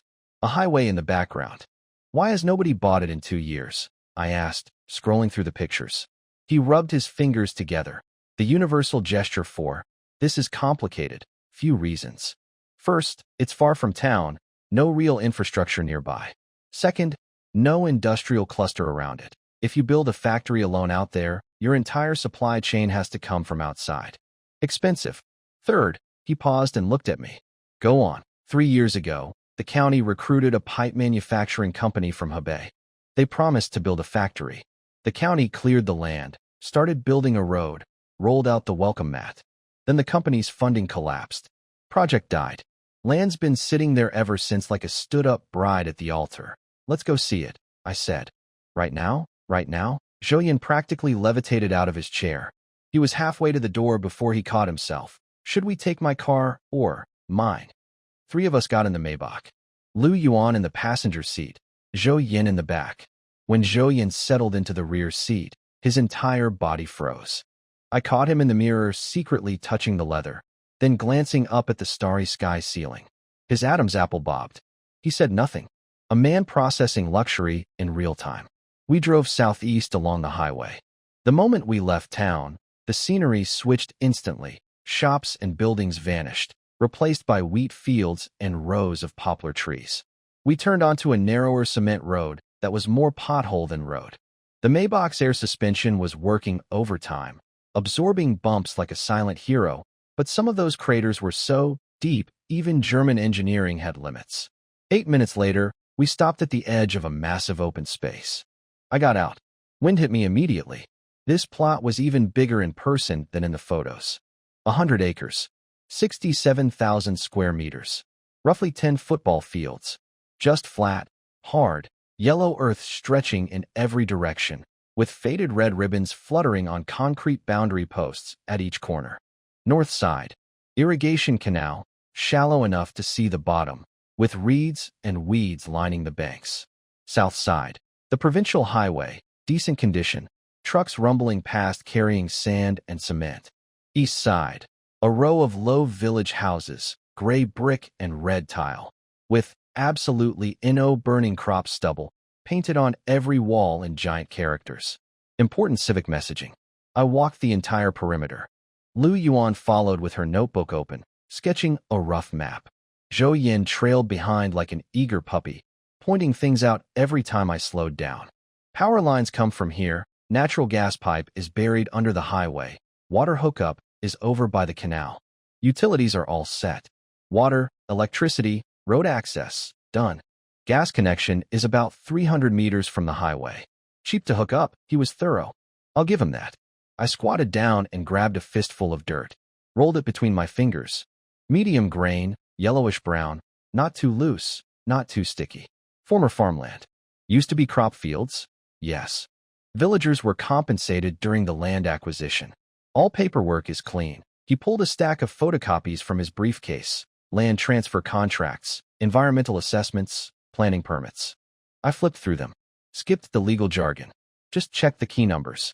Floor area ratio, 1.5. Maximum building density, 50%. Minimum green coverage, 15%. Listed at 24 million, not a single yuan increase in 2 years. Zhou Yin shook his head. Honestly, leadership's position is, if anyone shows interest, the price is negotiable. I handed back the documents, stood up, dusted the dirt off my hands, and walked to the exact center of the plot. I turned in a slow circle. 360 degrees of wind, wheat fields, distant highway, and the faint outline of Yunmeng County's skyline on the horizon. And standing there, something clicked. I thought about that pathetic Wanjifa shopping center with half its third floor empty. I thought about a county where entertainment means mahjong, TikTok, and drinking. I thought about 60,000 people with nowhere to spend money, even if they had it. This land looked remote, but it sat right on the main road in and out of town. Traffic was already flowing past. Cars meant people. People meant customers. Customers meant money. And money meant jobs. Not a factory. Something better. Section Chief Zhou, I turned to face him. If I buy this land, but instead of building a factory, I build a large-scale shopping and entertainment complex, how long would the approval process take at your bureau? Zhou Yan's mouth opened. Then closed. Then opened again. Somewhere in the distance, a truck full of sand rumbled past on the highway, completely unaware that it had just driven past the future center of Yunmeng County. A shopping complex? Zhou Yan's eye twitched. Literally twitched. He stared at me for a few seconds, confirming I wasn't joking. He rubbed his nose. Mr. Liu, that's a big leap.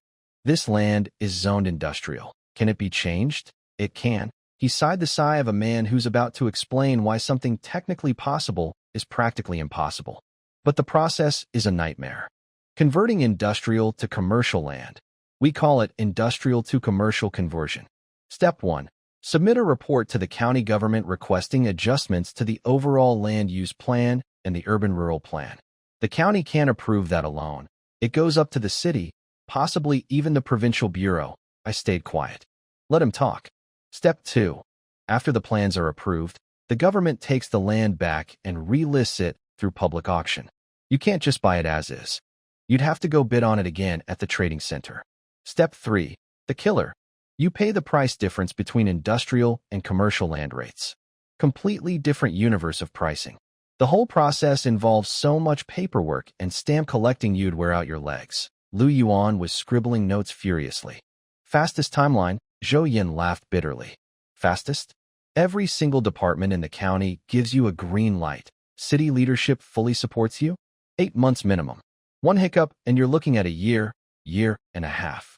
And in Yunming County, there hasn't been a single industrial to commercial conversion in 10 years. 8 months. I did the math in my head. 60 million a day times 240 days equals 14.4 billion yuan piling up in my account with absolutely nowhere to go. 14 billion turning into meaningless digits on a screen while my county stagnated and the population goal stayed a fantasy. I couldn't wait 8 months. I couldn't wait 8 weeks. I turned and walked back to the Maybach. Get in. We're going back. Zhou Yin stood there holding his papers, confused. Mr. Liu, you're passing? A factory would work too. Food processing, garment manufacturing. The county has subsidies. Factories are too slow. I sat in the driver's seat and lowered the window. Section Chief Zhou, thanks for your time today. I'll buy you dinner sometime. The car spun around, kicked up a cloud of dust, and shot back onto the highway. In the mirror, Zhou Yin stood alone in 100 acres of emptiness, shaking his head, stuffing documents back into his bag. Sorry, buddy. Different plan. In the car, silence. Bro, what are you actually doing? Lu Yuan closed her notebook. 20 million on an office building. Now you want a shopping mall? What's the biggest shopping center in the county right now? Wanjifu. She made a face. In the new district. But that place is basically on life support. Tell me more. Opened 5 years ago. Yuming's #1 shopping destination. The owner is Wang Dafa, local construction guy turned retail mogul. First couple years were decent. Last 2 years. Disaster. Online shopping crushed them.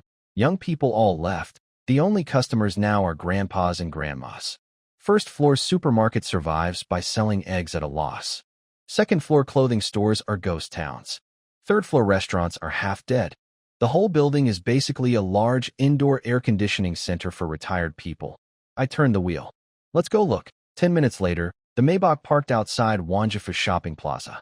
The building was 3 stories of red and white aluminum panels, except years of sun and rain had faded the red to a depressing brownish orange. The LED sign above the entrance had burned out bulbs, so Wanjifu was missing half its characters. It looked like the building was having a stroke. We pushed through the heavy plastic door flaps, the kind that immediately tell you this establishment does not care about first impressions, and were hit by a wall of smell. Cheap perfume, fried food, and air conditioning working harder than anyone employed here. First floor, supermarket. At the entrance, a mob of grandmothers was swarming a cart piled with discount toilet paper like it was the last supply drop in an apocalypse. We took the escalator up.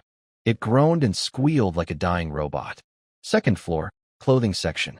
Tiny glass-walled shops crammed together, selling clothes in colors and patterns that even my mother would call outdated. Bright reds, neon greens, florals that looked like they were designed during a fever dream. The shop owners sat on plastic stools outside their doors, cracking sunflower seeds and scrolling TikTok at full volume. Multiple phones, multiple videos, all playing simultaneously. Nobody even glanced at us. See that? Lu Yuan whispered. These clothes, my MOM would say they're too old-fashioned. They're priced at 280, but if you offer 50 the owner will throw in a hug. At least a third of the second-floor shops were shuttered, with prime location for rent printed on A4 paper and taped to the metal gates. Prime location was doing extremely heavy lifting in that sentence. Third floor, even worse. This was supposed to be the food and entertainment zone. The children's play area, a once colorful ball pit and climbing structure, was closed. The plastic balls were coated in dust. It looked like a crime scene from a children's birthday party that happened 3 years ago, and nobody cleaned up. Half the restaurants were shut down. The survivors had grease-blackened signs and the energy of businesses counting down their final days. I walked into authentic yellow braised chicken rice, 2 tables occupied. The owner, a chubby guy in his 30s, was sitting at the register, hunched over his phone, playing a game. Are you blind? The dragon got stolen and you just watched, he screamed at his screen. Excellent customer service. I sat down at an empty table. The surface was sticky in a way that suggested it had been sticky since the restaurant opened and would remain sticky until the heat death of the universe. "Boss, 2 small yellow braised chicken, mild spice," I called out. He didn't look up. "Scan the QR code on the table corner." WeChat or Alipay. Lu Yuan paid, then grabbed napkins and started aggressively scrubbing the table. "We drove a Maybach here to eat sticky chicken. Market research," I said, scanning the surroundings. 15 minutes later, the owner brought 2 clay pots over, dropped them on the table hard enough to splash broth everywhere, and turned to leave. "Boss," I stopped him and held out a cigarette. He saw the brand on the pack, decent stuff, and his attitude upgraded by approximately 20%. He took it, tucked it behind his ear, and sat down. "Business seems quiet," I said. "Quiet? I'm about to go bankrupt." He plopped into a chair and sighed. "Less than 30 orders a day. Can't even cover rent. Rent expensive? 80,000 a year. 2 years ago that was manageable. Now this place is a cemetery with fluorescent lighting. See those shops across the hall?" He pointed at the shuttered storefronts. "Last month they all bailed. Didn't even ask for their deposits back. Loaded up their equipment in the middle of the night and fled like refugees. The mall management doesn't do anything." "Do what? With what?" He snort-laughed, looked around, then leaned in and lowered his voice. "Wang Dafa is drowning in loan shark debt. He started some real estate project in the city, completely collapsed. Money chain snapped clean in half. This place can't even pay the cleaning staff, 3 months behind on wages. First-floor suppliers show up at the door every day demanding payment. You have Wang Dafa's phone number? His number? How would a small fry like me have a big boss's number?" He shook his head, then pointed downstairs. "But the supermarket manager on the first floor, guy named Lu, he's Wang Dafa's brother-in-law. He definitely has it. The suppliers go yell at him every time they want money." I nodded, pulled out my phone, and transferred 500 yuan to the chicken guy. "Thanks for the info, boss. Keep the extra for cigarettes." He stared at the payment notification, eyes wide as dinner plates. No, I can't.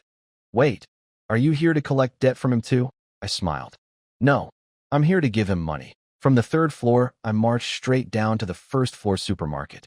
Manager Lu was down here somewhere, and he was my ticket to the big boss. The supermarket was about 2,000 square meters, decent size, but it looked like it had been slowly bleeding out for months. The shelves were technically organized, but half of them had gaps so wide you could park a bicycle in there, filled with random cardboard boxes pretending to be promotional displays. 2 of the refrigerators in the fresh section weren't even turned on. The vegetables looked like they'd given up on life yesterday, and nobody had broken the news to the customers yet. For checkout lanes, 2 staffed. One cashier was face down on the counter, napping. The other was watching a historical romance drama on her phone, volume low but not off, so the whole area had this faint soundtrack of ancient Chinese flirting. I followed the signs to the back office. Past the warehouse, half empty, one guy sitting on a forklift eating instant noodles, who acknowledged my existence with a slight chin raise, the universal male greeting, and down a hallway to a gray fire door. Someone had printed, "Office, NO unauthorized entry," on A4 paper and taped it to the door. One corner had peeled up. Very authoritative. I pushed it open. 20-square-meter room. 3 desks. The big one by the window belonged to a round-faced guy with a receding hairline, wearing a wrinkled blue polo with the Wanjifa logo on the chest. His desk was buried under receipts, account books, empty cigarette packs, and an ashtray so full of but it looked like a tiny graveyard.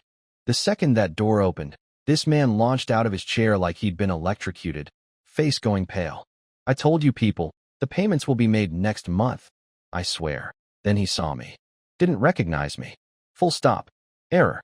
Reboot. "Who are you, Manager Lu?" "Who's asking?" "Lu Ming.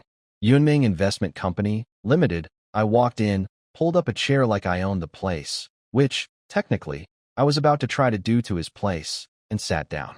"Just need a few minutes of your time." He stayed standing, hands on the desk, full defensive posture. "Yunming Investment? Never heard of it." "You a supplier?" "No." "Debt collector?" "Also no." His entire body deflated with relief. Shoulders dropped 2 inches.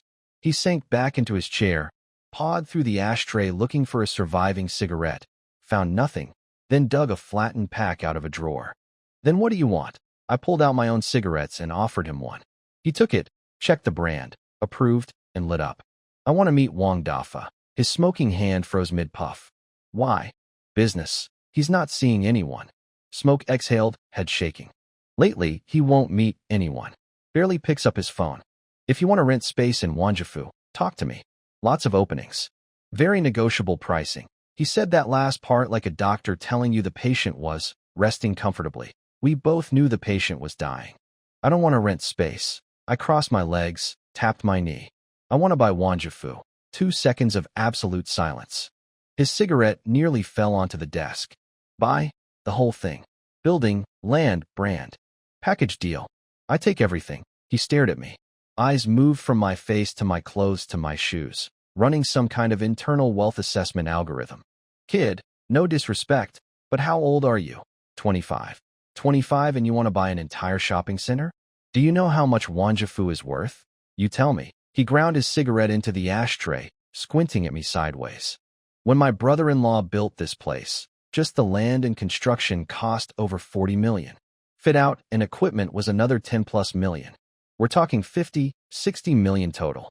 And you want to buy it? I didn't argue. Just pulled out my phone, opened a photo, and turned the screen to face him. The new city commercial building. Glass curtain walls reflecting a blue sky. His eyes locked on. I swiped to the next photo. The property certificate. Rights holder, Lu Ming. He leaned forward, mouth slightly open, cigarette ash falling onto his desk unnoticed. That's the new district. The abandoned. The startup park? Not a startup park anymore. That's my office building now. I put my phone away. Manager Lu, I'll be direct. You know Wanjifu's situation better than I do. 3rd floor half shut down. 2nd floor a third empty. Suppliers banging on the door, demanding money. Cleaning staff unpaid for 3 months. Your brother-in-law's funding chain is snapped. This place can't last much longer.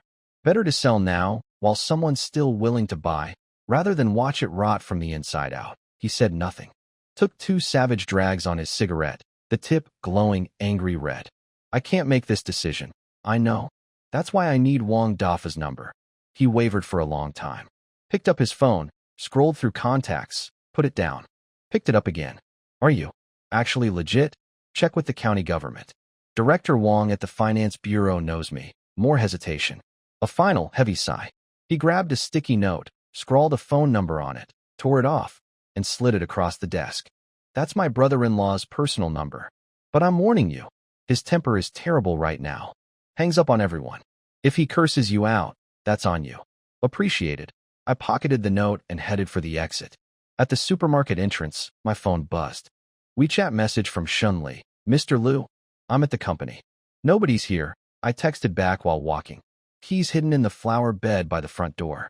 Look around. Start planning the floor layout by function. I'll be back after I finish something. I saved Wang Dafa's number, but didn't call. Not yet. This required finesse. You don't call a drowning man and open with, "Hey, I'd like to buy your sinking ship." You have to find the exact number that hurts him just enough to let go, but not so little that he'd rather go down with it. I got in the Maybach, reclined the seat, cranked the AC, and sat in blissful silence. Lu Yuan came out of Wanjifu holding a plastic bag. She got in and placed it carefully by her feet. Eggs. $3.90 a pound. Couldn't pass that up. She buckled her seatbelt.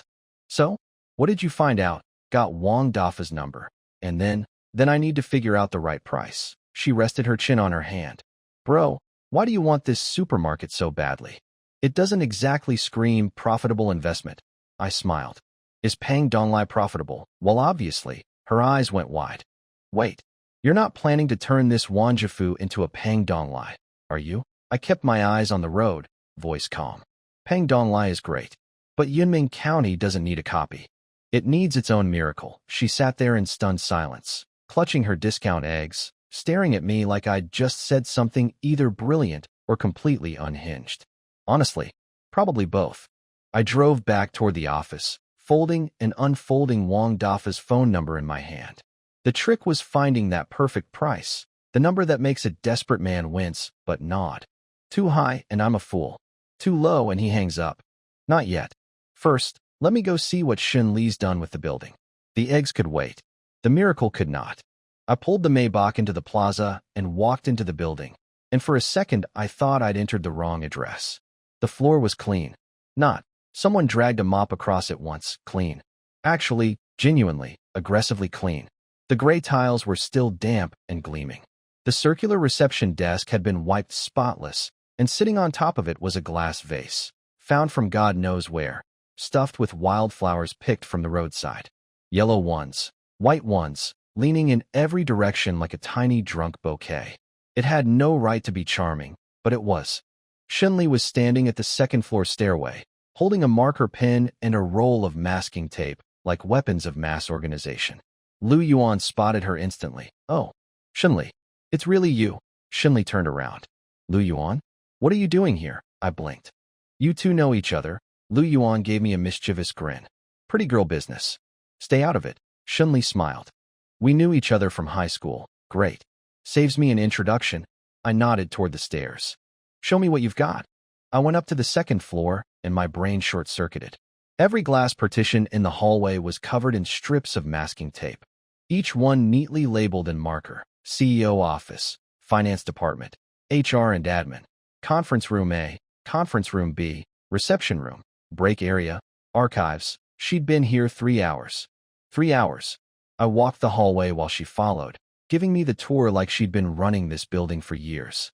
Second floor is your core office area. The 3 south-facing rooms get knocked into one.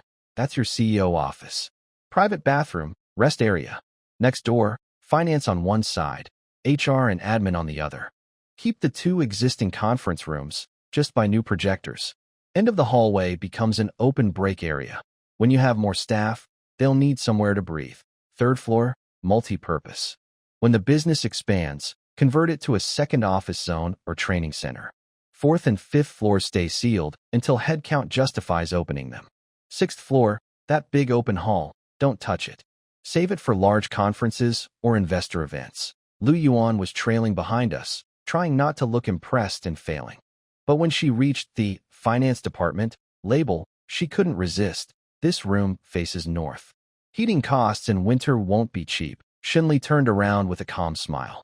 Finance work requires absolute quiet and concentration.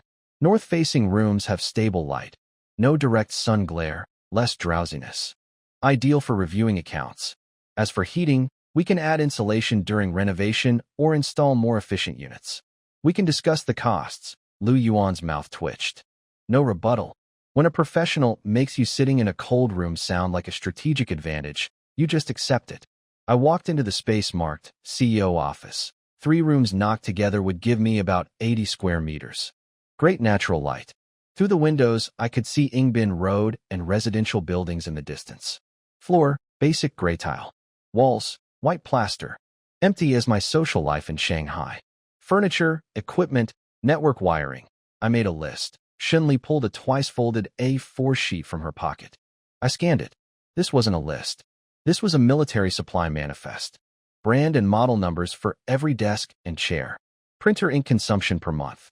She'd even specified which brand of hand dryer to install in the bathrooms. Hand dryers. She'd been here since 9 o'clock, and she'd already formed opinions about hand dryers. At the bottom, a handwritten note. Recommend prioritizing local suppliers. Estimated total, 340,000 to 420,000 yuan. What time did you get here? I asked. 9. You did all this in 3 hours. She tucked the marker into her pocket. When I was doing HRBP, the company relocated 3 times. Every time, admin dragged me in as manual labor. I've pulled network cables, carried servers, used a power drill to bore through walls.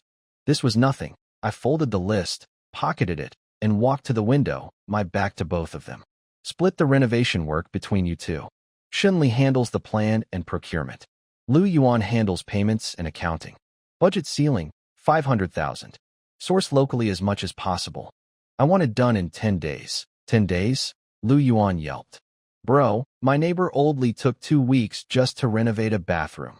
Then hire 5 old lease and run them simultaneously. She rolled her eyes, set down her bag of discount eggs, pulled out her notebook, and started calculating.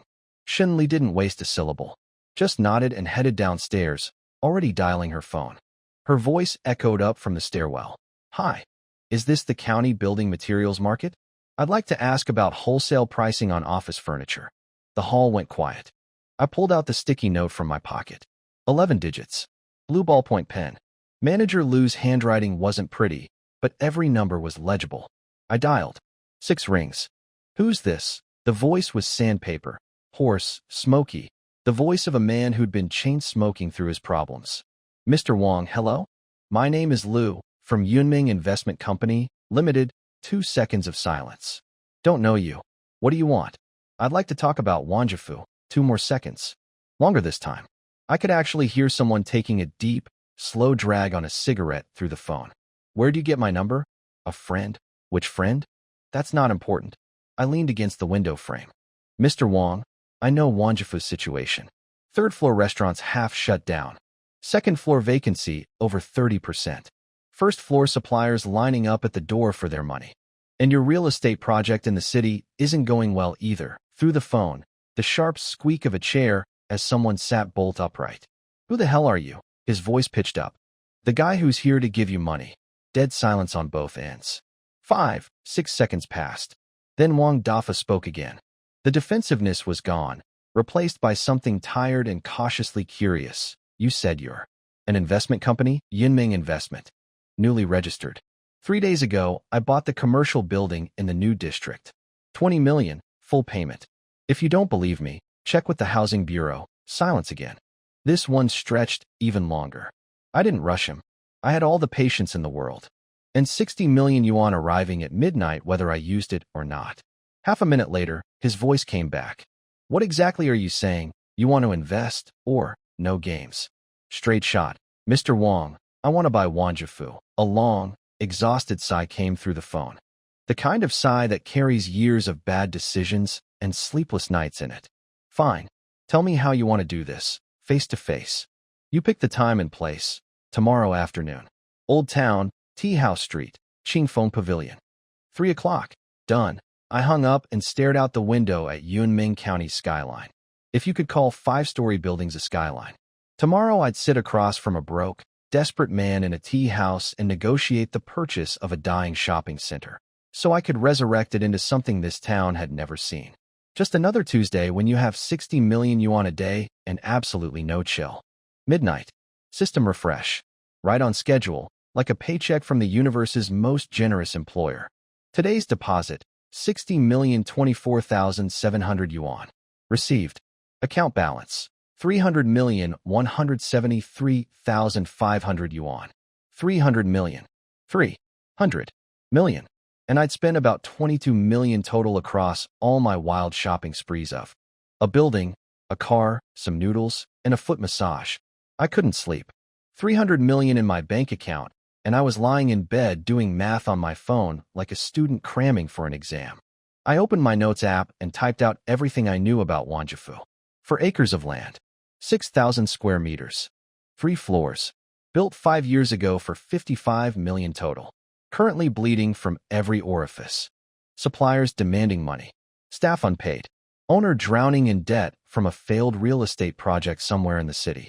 At the bottom I wrote, estimated floor price, 12 to 15 million. Here's the logic. 55 million 5 years ago, depreciate it properly. Book value lands around 30 million. But book value is a fairy tale. Nobody in Yunming County has 30 million lying around for a shopping center that's actively dying. Wang Dafa needed cash now, not in 6 months. And in this county, the number of people who could swallow a deal this size could be counted on one hand. And none of them would touch it. Except me, the idiot with 60 million a day and a magical bank account.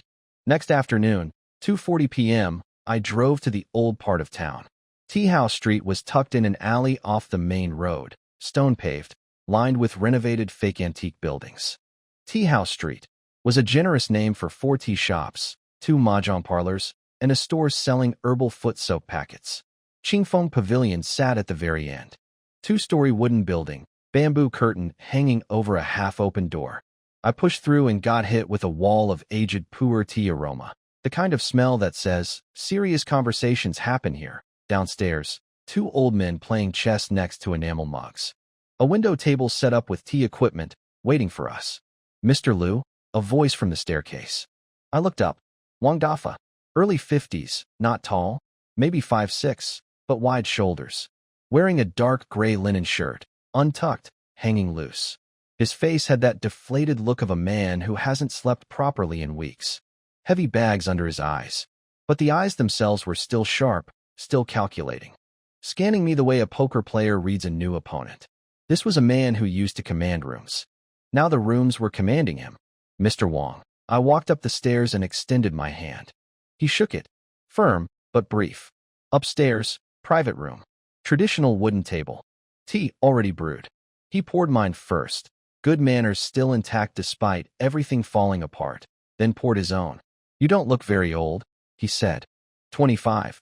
25. He repeated it like he was tasting the number for bitterness. He reached for his cigarette pack. Soft Zhonghua, the fancy brand. But the pack was crushed and deformed, only 2 cigarettes left inside. The luxury brand with the poverty packaging.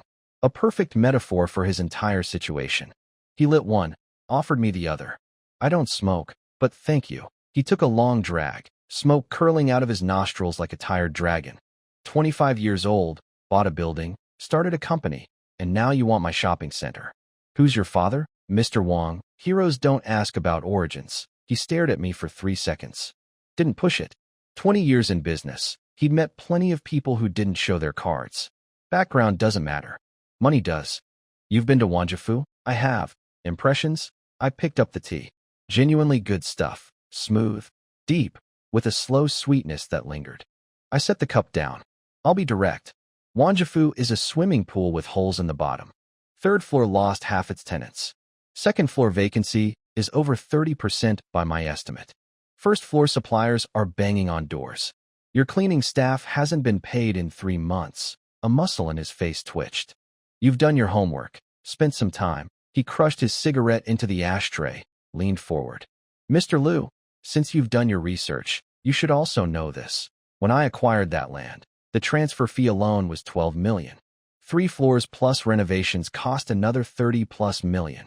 Equipment, shelving, cold chain systems. Altogether, 55 million. I know, 55 million. How much are you offering?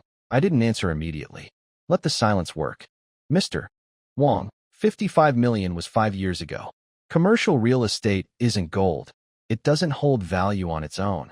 Your cold chain system? 2 refrigerators are already shut off. 2nd floor glass partitions have cracks nobody's fixing. That children's play area on the 3rd floor? The ball pit has a layer of dust so thick I could write my name in it. Last time those balls were sanitized was probably last year. Maybe. His jaw tightened. Those are surface issues, he said, voice dropping lower. The location speaks for itself. Most central commercial spot in the new district. You won't find another piece of land like this anywhere in Yunmeng County. I agree about the location. I nodded. But location is only worth something if the thing sitting on it generates value. Wanjifu isn't generating value right now. It's consuming it. What's your monthly operating cost? Property management, utilities, wages, plus interest on supplier debts. You're burning at least 200,000 a month. How many more months can you last? That one landed. Direct hit. Wang Dafa stood up, walked to the window, pushed open the wooden shutters. Alley breeze rushed in, scattering the tea steam off the table. He stood with his back to me for 30 seconds. Give me a number, voice barely above a whisper. 15 million, he turned around. His face was doing about 6 things at once, none of them happy. 15 million? I put in 55 million and you offer me 15? Mr. Wang, I'll be honest, my voice didn't change speed. If you don't sell to me, what's your plan? Keep going? Wait until the suppliers file a joint lawsuit and the court seizes everything? Or wait for an employee to report unpaid wages to the Labor Bureau and you end up on the evening news? He sat back down, picked up the last cigarette in the pack, the very last one, his final soldier, and lit it. 20 million. Smoke exhaled. Below 20, we're done talking. The moment he counteroffered, I knew I had him. If 15 was truly insulting, he would have walked. The fact that he negotiated meant 15 was in the neighborhood. He was hurting. He just wanted to hurt a little less. I shook my head. 19. His teeth were clenched. 15. I looked at him calmly. Mr. Wang, this isn't a vegetable market. Haggling back and forth is pointless. 15 million for a 55 million property. Brutal? Yes, but I was betting everything on one fact. Wang Dafa had no other options. Mr. Wang, correct me if I'm wrong, but I'm the first person who's approached you about buying Wanjifu, aren't I? No answer. Why hasn't anyone else come to talk? It's obvious. In business, nobody takes over a money-losing operation. In all of Yunmeng County, I'm the only person who can take this off your hands. Still nothing. I stopped talking, drained the last of my tea in one gulp, stood up, straightened my shirt. It seems Mr. Wang hasn't quite hit rock bottom yet. My apologies for being presumptuous. Since we can't agree, let's not waste each other's time. I turned and walked toward the stairs. No hesitation. No looking back. Smooth, steady steps. The walk of a man who has 300 million yuan in his bank account and literally nowhere to spend it, pretending he can take it or leave it. My hand was about to touch the bamboo curtain when a hoarse voice came from behind me. Wait, my hand was on the bamboo curtain. Cool to the touch. I counted 2 seconds, slowly, deliberately, then let go and turned around. Wang Dafa hadn't moved. Still sitting. Cigarette burned all the way down to the filter, a long tube of ash dangling like it was also waiting to hear what he'd say next. He was staring at his teacup like it owed him money. Sit down. His voice was different now. The fight was gone. I sat. He crushed the cigarette, but into the ashtray with more force than necessary. The ashtray was already overflowing. A few butts got evicted onto the table. Casualties of negotiation. 1,600. Can we do that? He looked at me. I shook my head. Kid, you're seriously going to die on this hill over 1 million? You bought an entire building without even haggling. I smiled. Mr. Wang, that was a different deal. We're talking about Wanjifu right now, and right now, it's worth what I offered. 14 seconds of silence. I counted. Fine. 15 million. I nodded. No handshake. No dramatic music. No slow-motion shot of 2 men reaching across a table. A 15 million yuan deal settled over 1 pot of tea and 2 cigarettes. That's it. Capitalism in a tea house. I'll get a lawyer to draft the contract. Send it to you tomorrow, I said. Don't bother waiting till tomorrow. Wang Dafa reached behind him to the windowsill, grabbed a beaten-up old briefcase, fought with the zipper for 2 yanks, and pulled out a stack of documents. Property certificate, land use certificate, equipment inventory, tenant contract records. He laid them out one by one on the table. I brought everything. I looked at the documents. Looked at him. This man had walked in here saying, below 20 million. Forget it. While carrying a briefcase full of complete transfer paperwork. He'd been ready to sell before he sat down.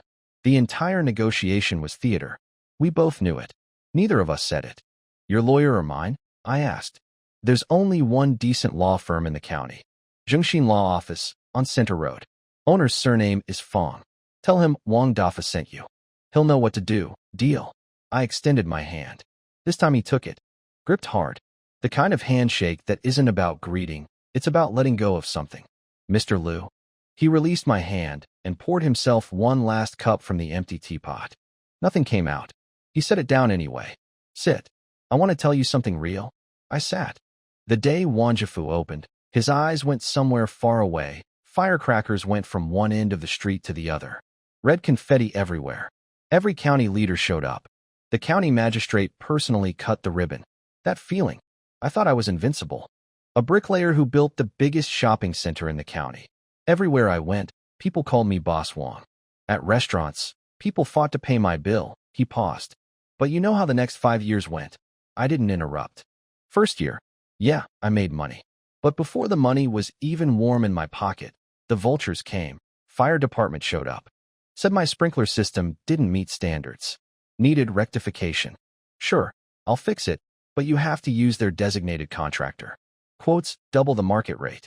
Try hiring someone else. They come back every other week to slap a closure notice on your door. Environmental department showed up. Said my restaurant exhaust emissions exceeded limits. I'd spent 600,000 hiring a provincial-level company to install the ventilation system. Absolutely up to code. But they said my inspection report wasn't from an approved agency. Had to redo the testing. 80,000. Paid it. 2 months later, a different inspector came. Said it still didn't meet standards. City management showed up. Said my outdoor advertising sign exceeded the planning red line. That sign's placement was approved by the planning bureau after I acquired the land. But city management had a different document. Said the advertising regulations had been updated. Want to keep your sign? 3,000 a year in road occupation fees. Tax Bureau showed up. Audited my books. Found some expense reports that were non-standard. Fined me. 6 months later, came back again. Said my corrective measures from last time didn't comply with new regulations. Fined me again. He reached for the teapot. Empty. He set it down. The worst one was year 3. I'd acquired land in the city for a residential project. Someone from a county department came to find me. Said doing projects outside the county is fine, but don't forget your obligations at home. Asked for $500,000 in sponsorship fees, supposedly for some internal department event. I refused. Then, Wanjifu's fire safety certificate came up for renewal. They held it for 4 months. 4 months without a fire certificate. Technically, the whole mall should have been shut down. Every single day, I was terrified something would actually catch fire, because then it wouldn't be about money anymore. And in the end, I paid. He visibly deflated. Not $500,000. Negotiated down to $300,000. Paid it. Certificate was approved the next day.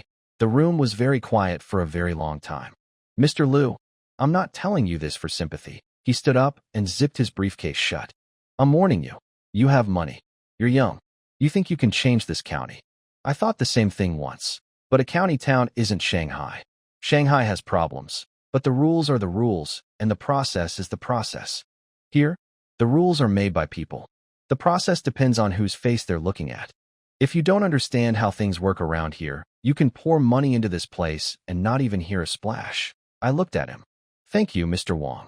Don't thank me. He tucked the briefcase under his arm, walked to the door, stopped, didn't turn around. The name Wanjifu. Are you keeping it? No. What are you changing it to? Haven't decided yet. He nodded, pushed through the bamboo curtain, and walked away. His footsteps went down the wooden staircase, one step at a time, getting quieter until they were gone. I sat there alone. I replayed everything he'd said. Fire department, environmental bureau, city management, tax authority. Every department was a checkpoint. Every checkpoint had a person behind it. And every person had a price. Back when I was doing social media, I thought clients were the hardest creatures to deal with on earth. Turns out clients are baby lambs compared to county-level bureaucrats with rubber stamps and flexible ethics. I'd already gotten a taste of this myself. When I bought the office building, the finance bureau tried to skim 30% of my future profits before I'd earned a single yuan. They dressed it up as supporting county development, but let's call it what it was. My phone rang. Zhou Yin, the land bureau guy. Mr. Liu, his voice was practically vibrating with excitement. I reported to the director about the industrial to commercial conversion. He says we can treat it as a priority project, try to fast-track it. It'll still be difficult, but with everyone working together, I'm sure your shopping complex will be built in no time. I smiled. Section Chief Zhou, I've changed my mind. That land, I have a different use for it now, because I didn't need to convert 100 acres of industrial land into a shopping center anymore. I just bought one for 15 million yuan from a broken man in a tea house. And he'd given me something even more valuable than property certificates. He'd given me a map of every landmine buried beneath this county's smiling surface. Zhengxin Law Office was sandwiched between a print shop and a cigarette and liquor wholesale store on Center Road. The brass nameplate on the door had green rust creeping up the letters like ivy, trying to reclaim the building for nature. Very prestigious. Very confidence-inspiring. I pushed open the glass door. The receptionist was a fresh-out-of-college girl with a round face and chunky glasses, fixing contract formatting on her computer. She gave me a paper cup of warm water. The rim of the cup had little paper fibers sticking out, which I chose to interpret as rustic charm, rather than, we buy the cheapest supplies possible. The waiting area had 2 sofas, a coffee table, stacked with copies of Law and Life magazines so yellow they might qualify as historical artifacts, and a few silk banners on the wall from grateful clients. The newest one was from 2 years ago. Business was clearly booming. From the back office, I could hear a woman's voice dissecting someone's legal position with surgical precision. The premise for contract termination is fundamental breach by the other party. Your unilateral notice has no factual basis. They could easily countersue. 2 minutes later, the door opened. Fang Yu walked out. Mid-30s. Slim. Black tailored suit dress. Hair pinned up, exposing a long, elegant neck. Barely any makeup, just shaped eyebrows and a muted lipstick that said, "I'm professional, not trying to impress you." A Longines watch on her left wrist, nothing extravagant, but it fit her perfectly. She looked like she'd been accidentally delivered to the wrong law firm. This woman belonged in a glass tower in Shanghai, not a rusty sign office between a print shop and a liquor store. She noticed me on the sofa. Her eyes paused for exactly 1 second. Processing, why is a 20-something kid sitting in my office? Attorney Fong, my name is Liu. Wang Dafa sent me. At the name, Wang Dafa, her face showed absolutely zero reaction. Complete emotional flatline. Professional poker face, flawless. Come in. Her office was small but immaculate. Solid wood desk taking up most of the space. Files stacked with military precision. Pens in the holder organized by color. The bookshelf was packed with law books, several of them read so many times the spine text had been rubbed into oblivion. On the top shelf, 2 framed photos, one outside a courthouse, one at a lawyers' association event. In both, she smiled the way lawyers smile, carefully. She sat down, opened her laptop, pulled up a blank document with long, slender fingers. All business. Dafa called me. You're acquiring Wanjifu. Need me to draft the contract? Yes. Purchase price agreed? 15 million. Her typing hands paused for one beat. She looked up at me. Just one look. Then back to the screen. Full payment? Full payment. She didn't question the price further. Professional restraint. I respected it. Let's confirm the asset scope. Full lawyer mode activated. Wanjifu Shopping Plaza, the building and land use rights. Correct? Correct. Plus all fixed assets inside. Shelving, cold chain equipment, fire systems, elevators, central air conditioning. Everything that's bolted down comes with. The brand? Do you want the Wanjifu trademark? No. I'm renaming it. Employees? Take them all initially. New contracts. Adjust later based on actual needs. She finished typing, then stopped. Hands folded neatly in front of the keyboard. Mr. Liu, one question. Go ahead. Have you looked into Wanjifu's current debt situation? My eyebrow twitched. She pulled a manila folder from her drawer and opened it. Inside, a stack of printouts. I've worked with Wang Dafa for 5 years. I drafted the original lease templates when Wanjifu opened. I was also his legal counsel for his real estate projects. She pushed the folder to the center of the desk. This isn't me betraying client confidentiality. This is me making sure you know what you're walking into. Because if you sign this contract blind, you're not buying a shopping center. You're buying a bomb. I opened the folder. Page 1, Court Filing Notice. Plaintiff, Hueda Foods, a supplier. Cause, breach of sales contract. Amount, 1.2 million yuan. Filed 1 month ago. Page 2, another lawsuit. Xinyuan Daily Chemicals. 870,000 yuan. Pages 3, 4, 5. I kept flipping. 7 lawsuits. 2 arbitration requests. 1 labor inspection complaint.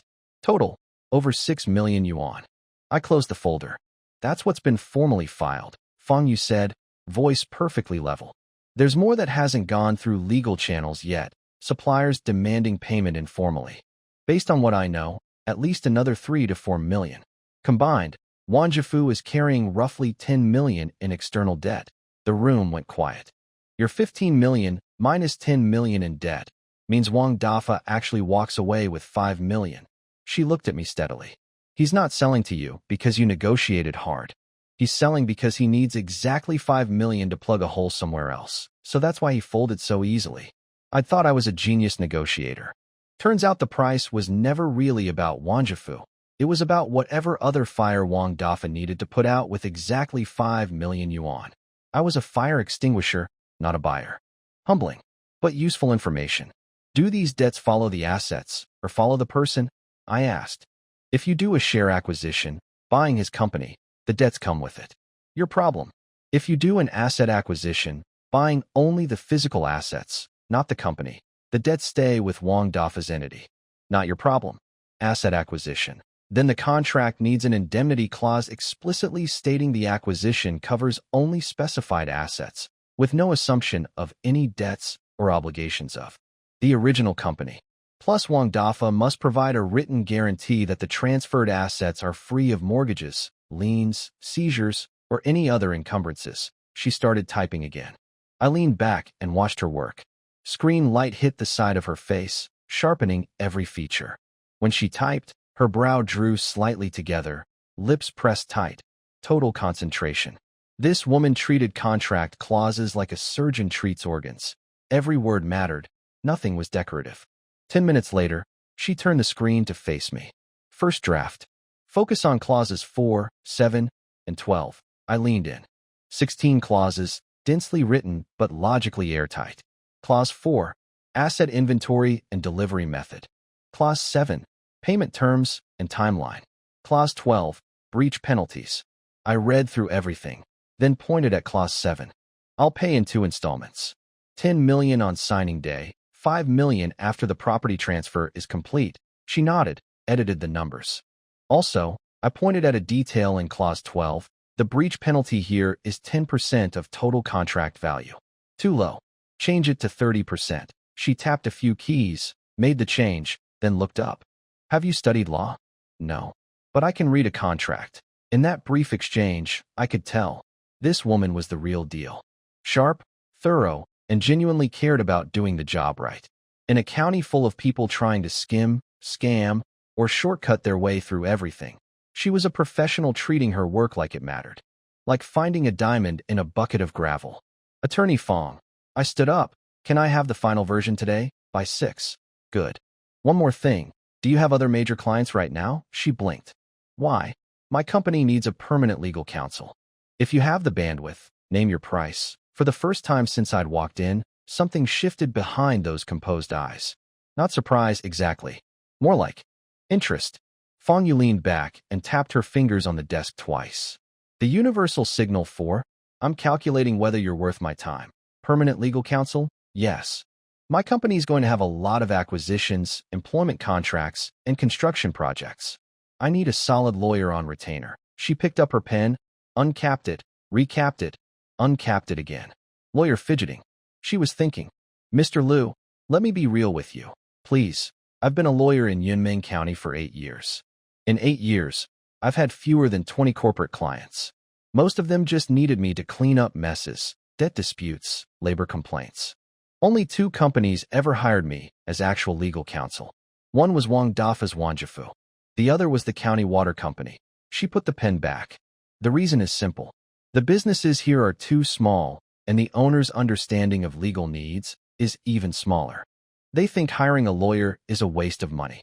They only remember lawyers exist when they're already neck-deep in trouble and need someone to wipe their, she paused diplomatically, handle the aftermath. 70% of my work is civil lawsuits. 20% is divorce cases. The remaining 10% is actual business law. I read between the lines. So you're saying, you're available? A small nod. Almost imperceptible.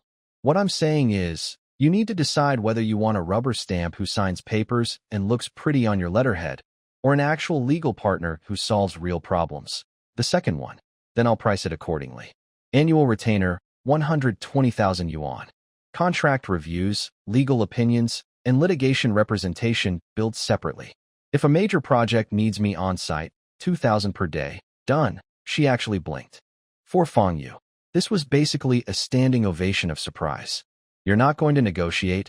Attorney Fong, for people who are worth it, I never negotiate. 2 seconds of silence. Then, I'll email you the acquisition contract and the retainer agreement together by 6. Save you a trip. Perfect. I stood to leave, then turned back at the door. Attorney Fong, where are you from? Yunmeng County. Always been here. Her typing stopped. No.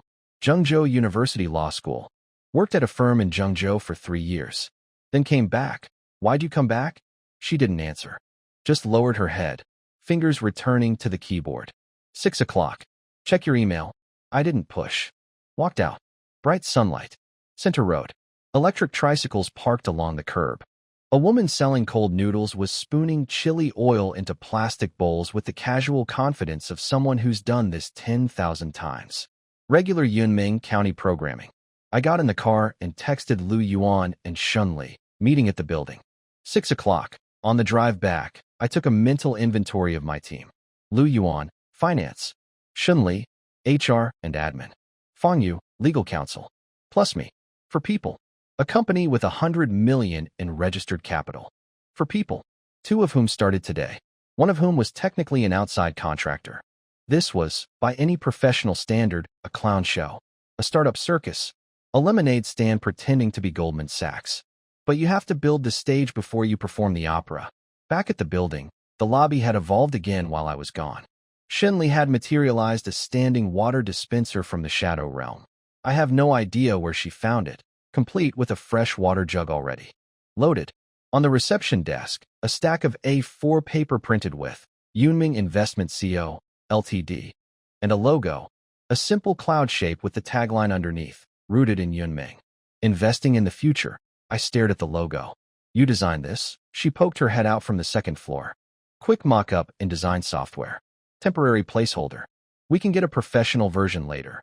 It stays for now. I spent the afternoon in my soon-to-be office, organizing all of Wang Dafa's documents, photographing property certificates, equipment lists, tenant contracts. Then I pulled up commercial real estate acquisition case studies online and cross-referenced them with Wanjifu's situation. I was a social media guy studying corporate mergers through Google. The universe has a sense of humor. At 4:30, 2 emails from Fangyu arrived. The acquisition contract and the retainer agreement. I opened the contract and read every word. The woman was a machine. 16 clauses plus 4 appendices, every loophole sealed shut. Clause 4 took Wang Dafa's equipment list and broke it down item by item, brand, model, quantity, depreciated value. Clause 12 had the breach penalty at 30%, as I'd requested, plus an extra provision she'd added on her own. If the seller conceals any asset defects, the buyer can demand double repayment of all funds already transferred. I didn't ask for that clause. She just added it. Because she's good at her job. Because she was already protecting me from problems I hadn't thought of yet. I think I'm in love with her legal work. Professionally. Obviously. 6 o'clock. Ground floor lobby. 3 folding chairs arranged in a semicircle around the reception desk.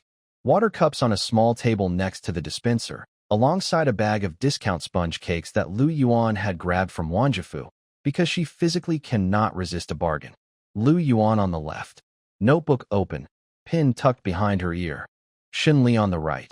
Phone locked, hands on her knees, sitting with the posture of someone who takes meetings seriously even when the meeting is 3 people and a bag of cheap cake. I stood behind the reception desk, the glass vase of crooked wildflowers at my back. Very CEO. Very corporate. Very, we literally have no furniture yet. Everyone's here. Quick rundown. First, Wanjifu acquisition contract is ready. Signing with Wang Dafa tomorrow. First payment, 10 million. Final payment after property transfer, 5 million. Lu Yuan. This goes through the company account. She nodded, pen flying across her notebook. Second, after we take over Wanjifu, it's getting a complete overhaul. Shinli, start researching hiring needs tomorrow. A shopping center needs at minimum 1 store manager, 3 department supervisors, 30 ground-level staff. Survey the local labor market. See what we can find. Shinli responded immediately. What's the salary range? Entry level starts at 5,000, at least 30% above the county average. Supervisors at 7,000. Store manager, we'll discuss case by case. She was speed typing notes into her phone.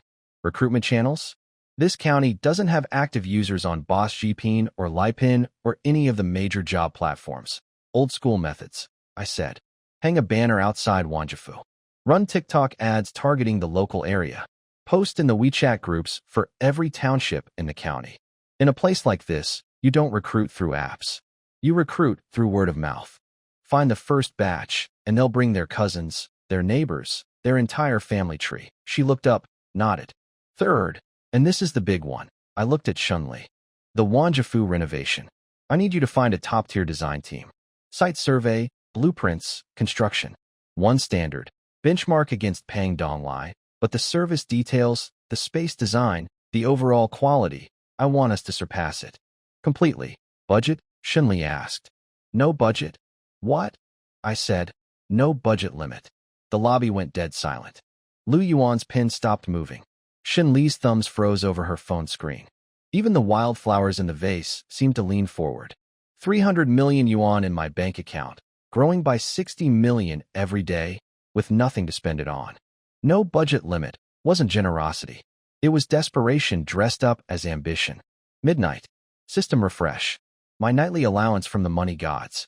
Today's deposit, 60,024,700 yuan. Received. Account balance, 360,198,200 yuan. 360 million. Tomorrow I'd spend 10 million signing the Wanjifa contract, which sounds like a lot until you remember I earned that back in about 4 hours of sleeping. My bank account was like a bathtub with the drain closed and the faucet on full blast. I was trying to scoop water out with a coffee mug. Next morning, 9:30 a.m., second floor of my building. Shinli had been there since dawn, transforming the conference room from abandoned construction site into actual place where business happens. She'd wiped the table 3 times, dragged 6 chairs up from the basement storage, placed a bottle of water at each seat, and put a copy of the contract at every position. She'd even brought a potted plant from home, a little green vine thing, and set it on the corner of the table. Lu Yuan eyed it. Sis, where'd you get that? My house. This woman was furnishing an entire corporate headquarters through sheer willpower and personal houseplants. At 9:45, Fang Yu arrived. Different outfit today, wool coat over a navy blue suit, small silver brooch on the lapel. She walked in, scanned the room layout in one sweep, gave a single approving nod, the highest compliment I'd ever seen her give anything, sat down by the window, and unpacked her briefcase. 3 bound contract originals, 2 appendices, 1 guarantee letter, lined up with geometric precision. This woman's desk looked like it had been arranged by a laser level. 10 o'clock. Engine noise downstairs.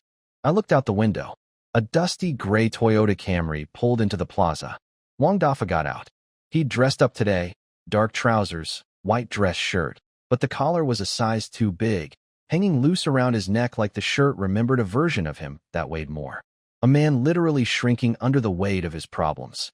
Manager Lu followed behind, looking like a hostage who'd been told to act natural. I went down to meet them. Wang Dafa stepped into the lobby, looked up at the 5-meter ceiling, and nodded. Nice place, Mr. Lu. Just getting started. Upstairs. Conference room. Everyone sat down. Wang Dafa and I faced each other. Fang Yu to my right, Lu Yuan to my left. Shenli at the end, taking notes.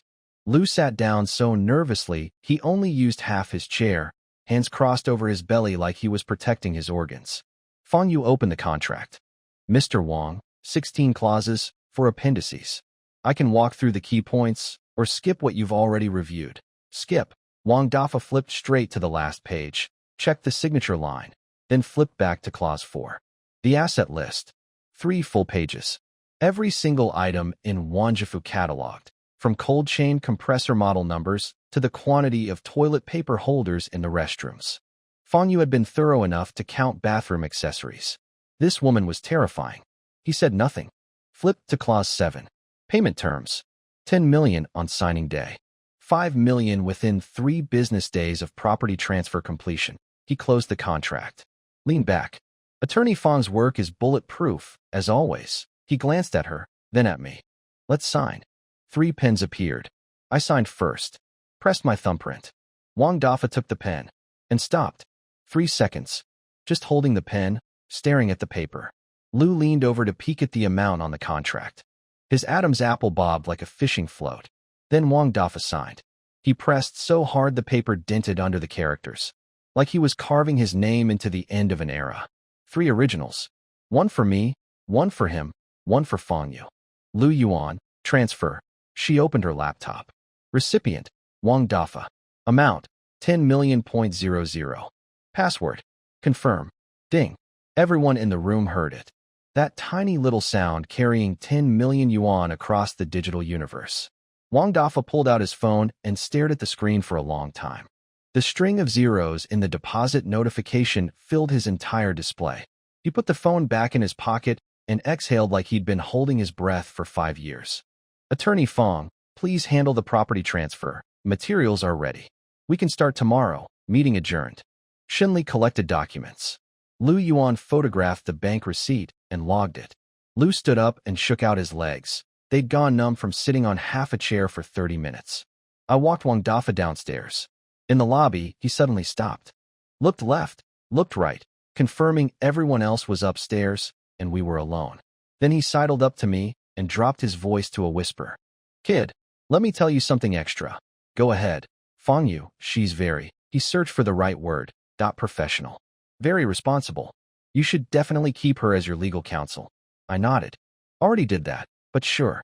And his voice dropped even lower, eyes darting left and right like a spy delivering classified intel. Her background is not simple. How so? She's related to Judge Zhao, the president of the county court. Some people say it's her uncle. Some say it's her father's sister's husband. Nobody knows the exact relationship. But it's solid. Think about it. Zhengzhou University law degree, doing well at a provincial firm. And she comes back to this county? Why? Because with that connection, anything involving the courts in Yunmeng, she makes one phone call, and it's sorted. Unexpected bonus information. Noted. Wang Dafa saw I wasn't reacting and apparently decided I'd missed the real point. So he shifted gears into territory I did not ask for. Also, one more thing. He cleared his throat. His expression turned suggestive. She's single. Never been married. Sure, she's a bit older, but look at her. Does she look 30-something? You could tell people she's 18 and they believe it. Great figure, great personality, doesn't smoke, doesn't drink, doesn't play mahjong. I've worked with her 5 years and never once seen her have dinner with a man. A woman like that?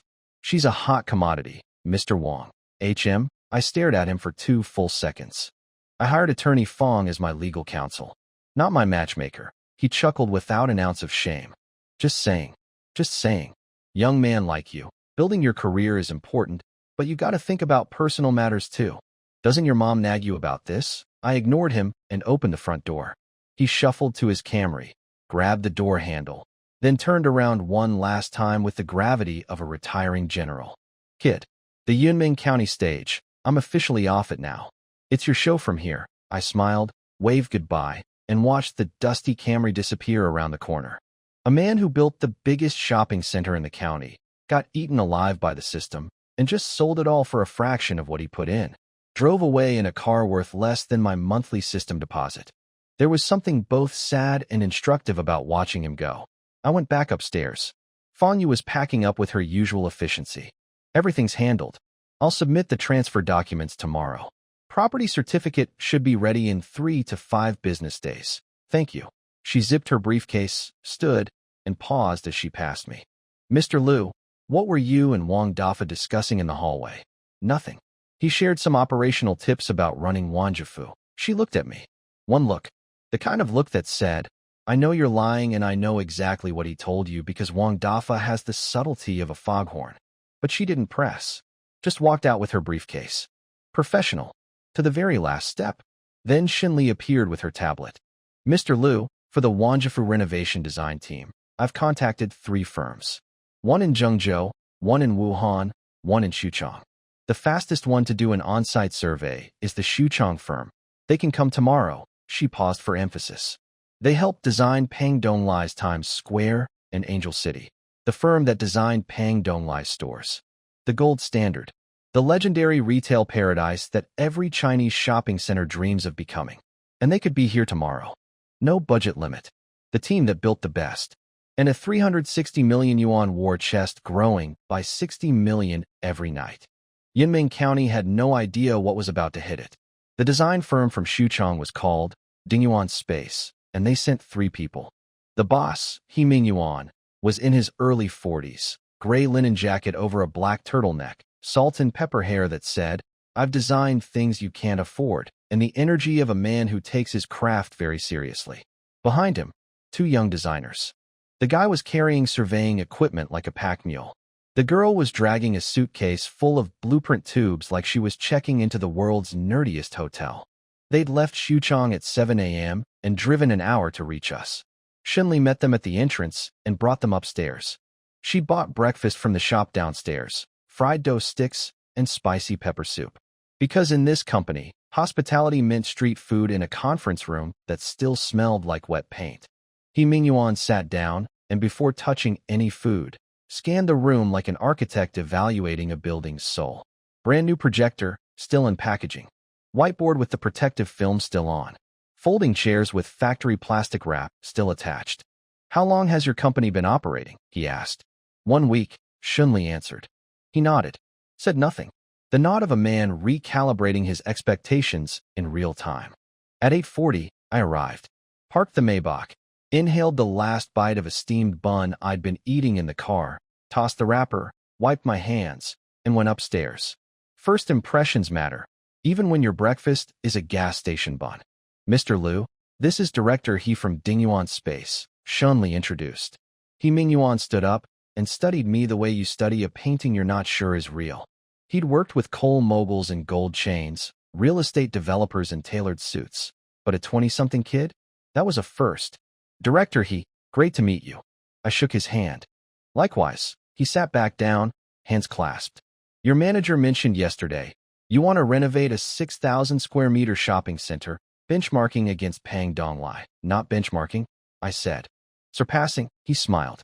The kind of smile a master chef gives when a kid says, I want to cook better than Gordon Ramsay. Mr. Liu, we helped design Pangdonglai's Times Square and Angel City.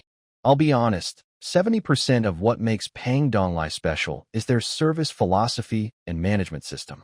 Design is only 30%. You can surpass the space all you want, but without the other 70, it's meaningless. That's why I need you to make the 30% perfect. The other 70 is my problem. He pursed his lips, nodded slowly. All right, let's go see the site. 2 cars rolled up to Wanjifu. My Maybach leading, his business van following. The convoy of guy with too much money and guy who's about to find out why. He Mingyuan got out, stood in the parking lot, and looked up at the broken LED sign that read, Wanjaf, with the last character missing half its strokes. He didn't say a word, just pulled out his phone and photographed it, the way an archaeologist photographs ruins. Then he went inside and became a completely different person, a machine. Every section of the first floor, walk, stop, photograph, pull out a tape measure, check the aisle width. His 2 designers trailed behind, one shooting laser measurements at the ceiling, the other sketching floor plans on a tablet. Second floor, he stood in front of those empty glass partition storefronts for a long time. Reached out, touched the aluminum frame, scratched the surface with his fingernail like a detective examining evidence. All of these come out. He didn't even turn around. The female designer marked it on her tablet. Third floor, the dead children's play area.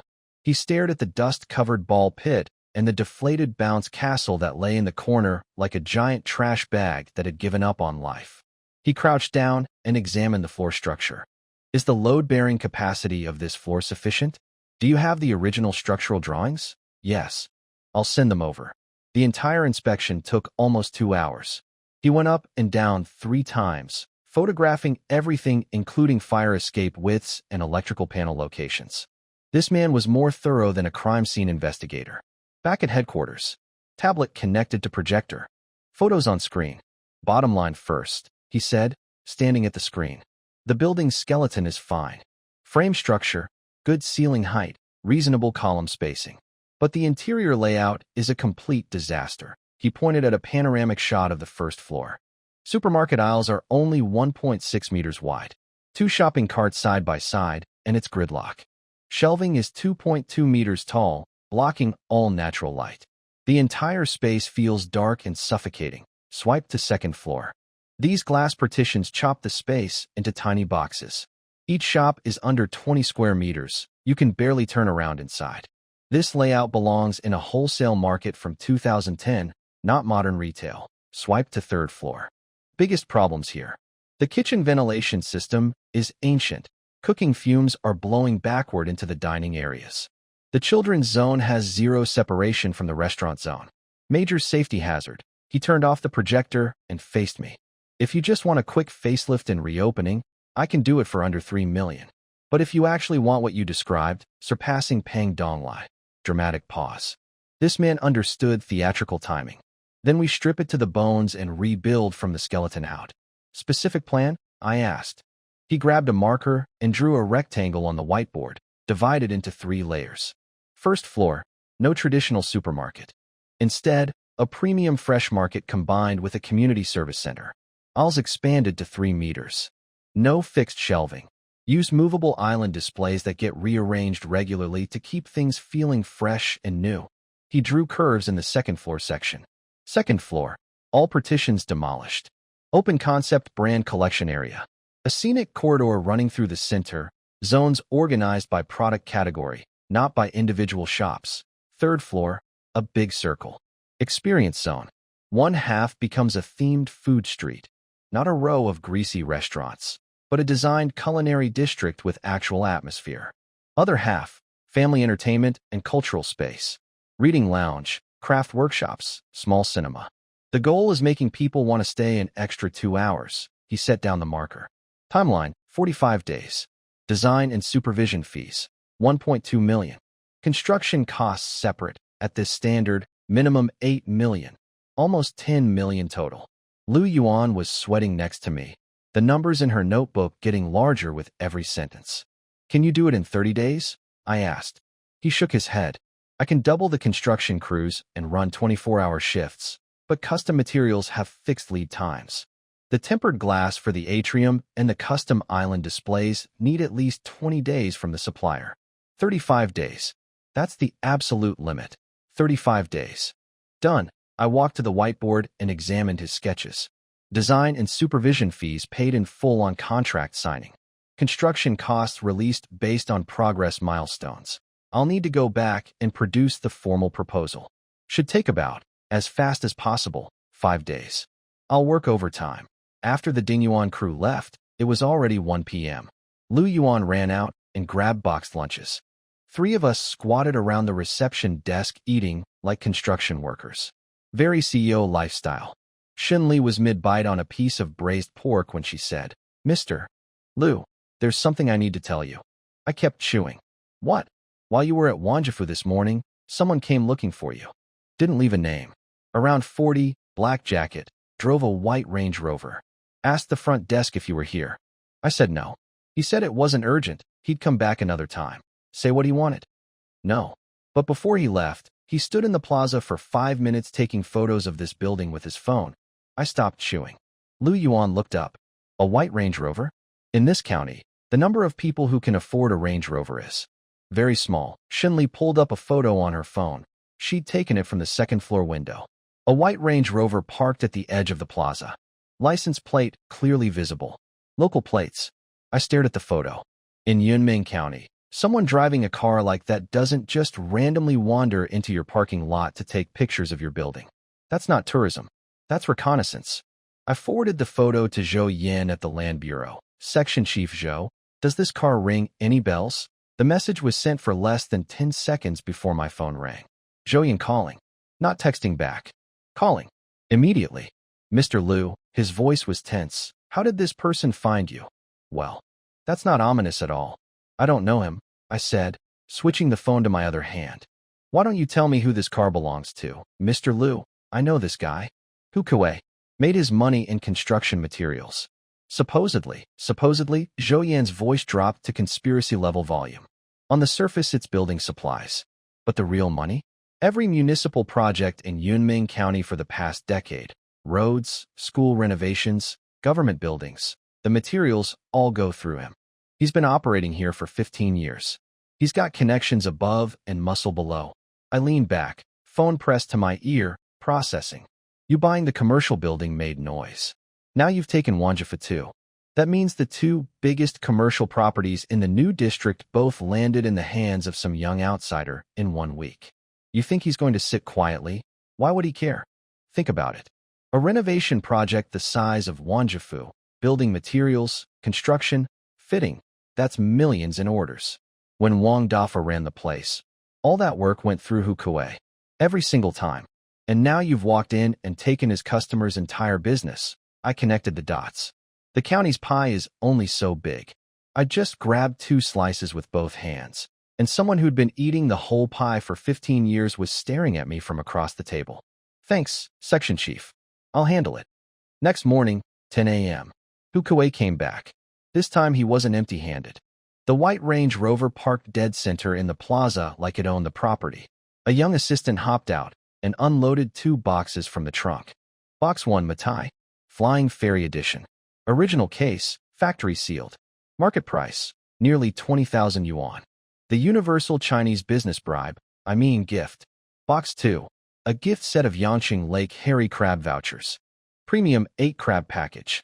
Because nothing says, let's be friends, like luxury alcohol and expensive crustaceans. I straightened my collar in the office mirror, went downstairs. Kuei was already standing at the reception desk. Same black jacket as the photos, but today with a navy polo underneath, collar popped. About 5'9", stocky build, thick short fingers with neatly trimmed nails. His face had that padded quality you get from years of banquet dinners and business drinking. Not fat exactly, more like professionally inflated. He spotted me coming down the stairs and his face rearranged itself into the warmest smile you've ever seen. 2 quick steps forward, hand already extended. Mr. Liu, what an honor. Mr. Hu, welcome. Oh, please. He grabbed my hand, shook it, then slapped my shoulder with his other hand. The kind of immediate physical familiarity that certain businessmen deploy like a weapon. I came yesterday, but missed you. Had to come back today to congratulate you on your new headquarters. He snapped his head at the assistant. Kid immediately carried both boxes inside and placed them on the reception desk with the reverence of a temple offering. Just a small token. Nothing special. I glanced at the boxes. 20,000 yuan of mutai and premium crab vouchers. Very casual. Very, nothing special. The way a Ferrari is, just a car, mister. Who is too generous? I didn't refuse. I also didn't touch them. Let's talk upstairs. Office. Tea. Shinli brought in 2 cups. When she handed Kuei his, I noticed his eyes pause on her for exactly half a second before snapping back. Filed that away. Mr.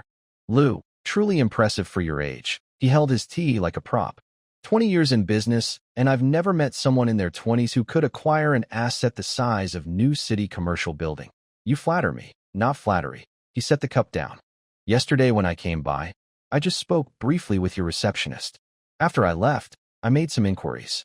That's when I learned, Mr. Liu didn't just buy this building.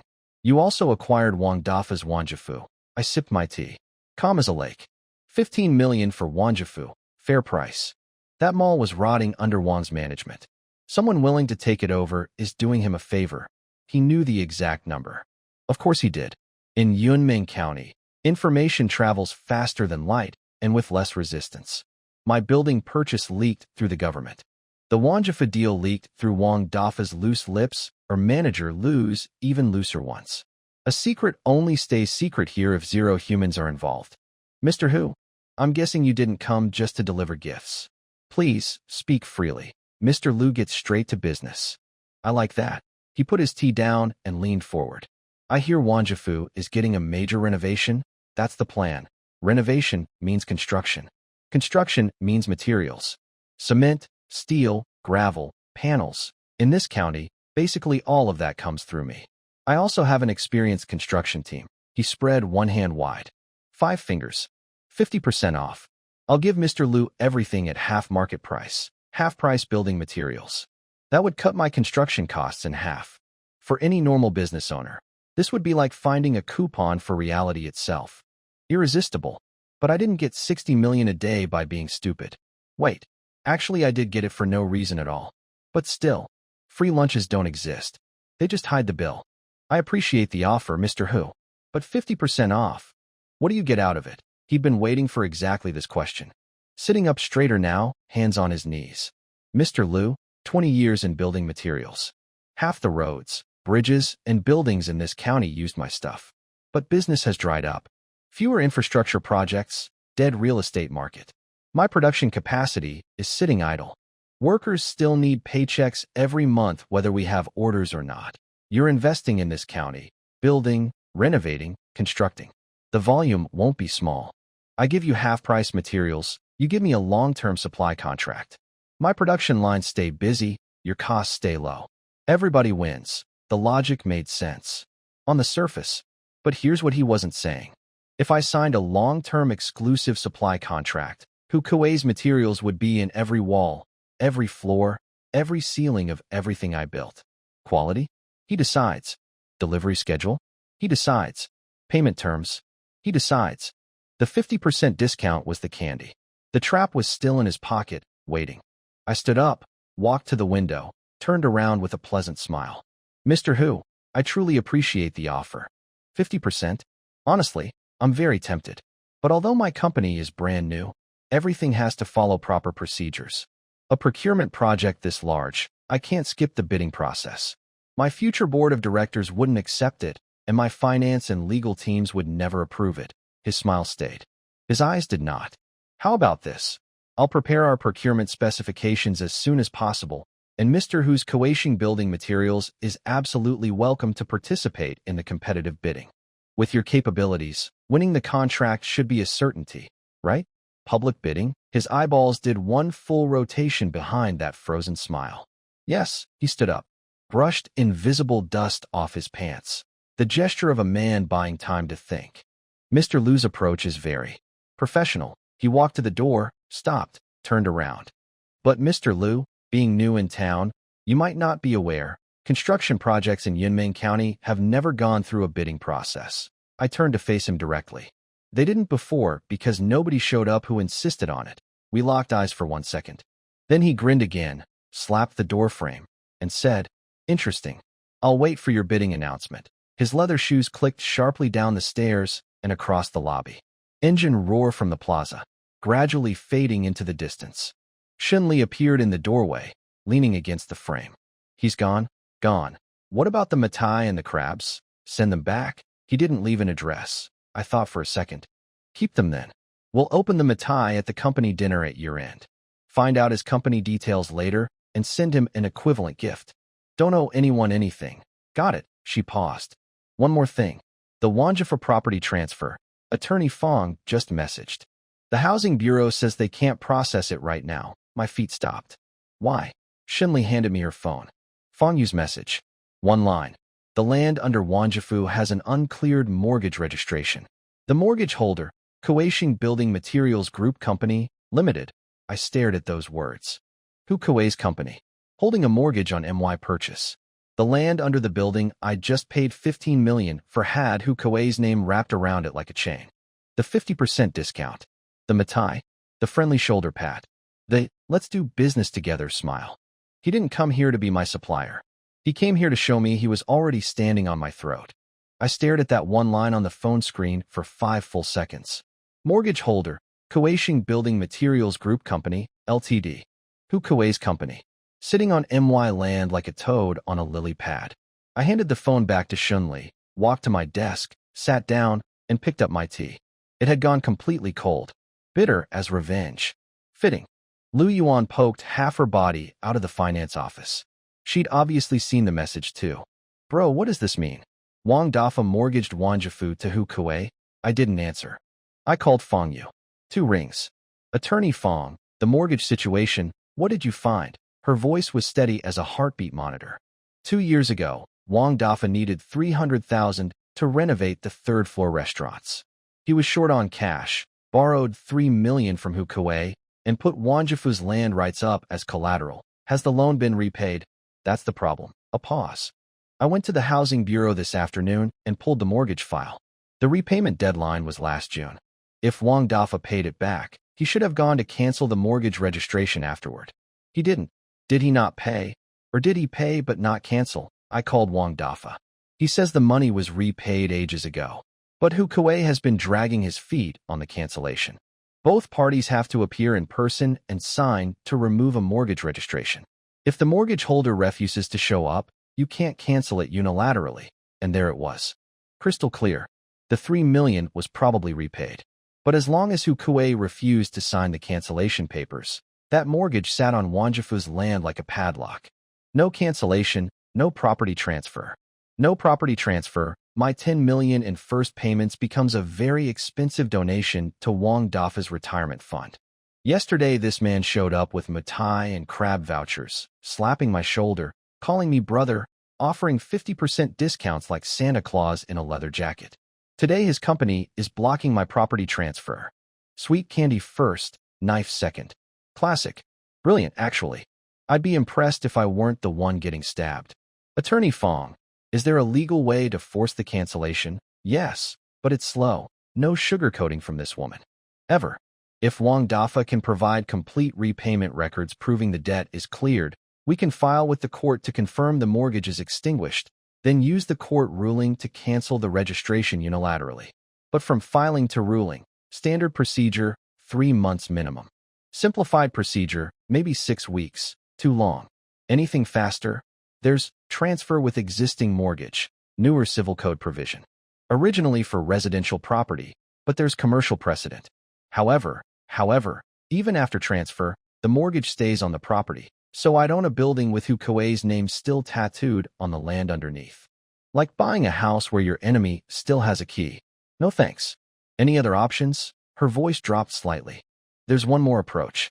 If Wang Dafa's repayment records are clean, I can apply for pre-litigation asset preservation, freeze Hu Kuei's rights on the mortgage registration, and simultaneously request expedited adjudication. How fast? If the court cooperates.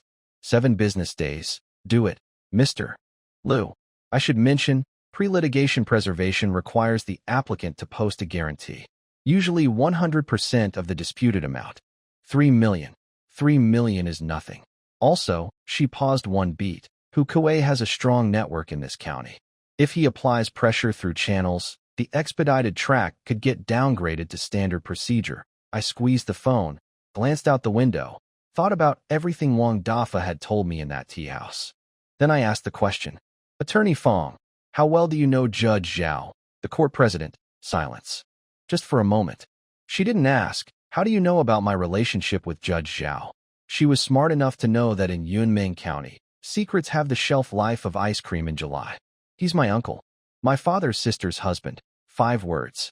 Clean and simple. Then I need you to make a call, Mr. Liu. Her tone stayed perfectly level. I can make that call.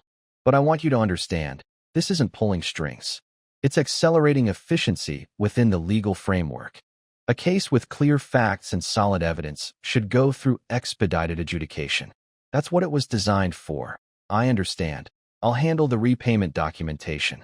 I'm calling Wang Dafa today to get all his bank records and receipts organized. If everything checks out, we file the day after tomorrow at the earliest. Thank you. It's my job. Included in the retainer fee.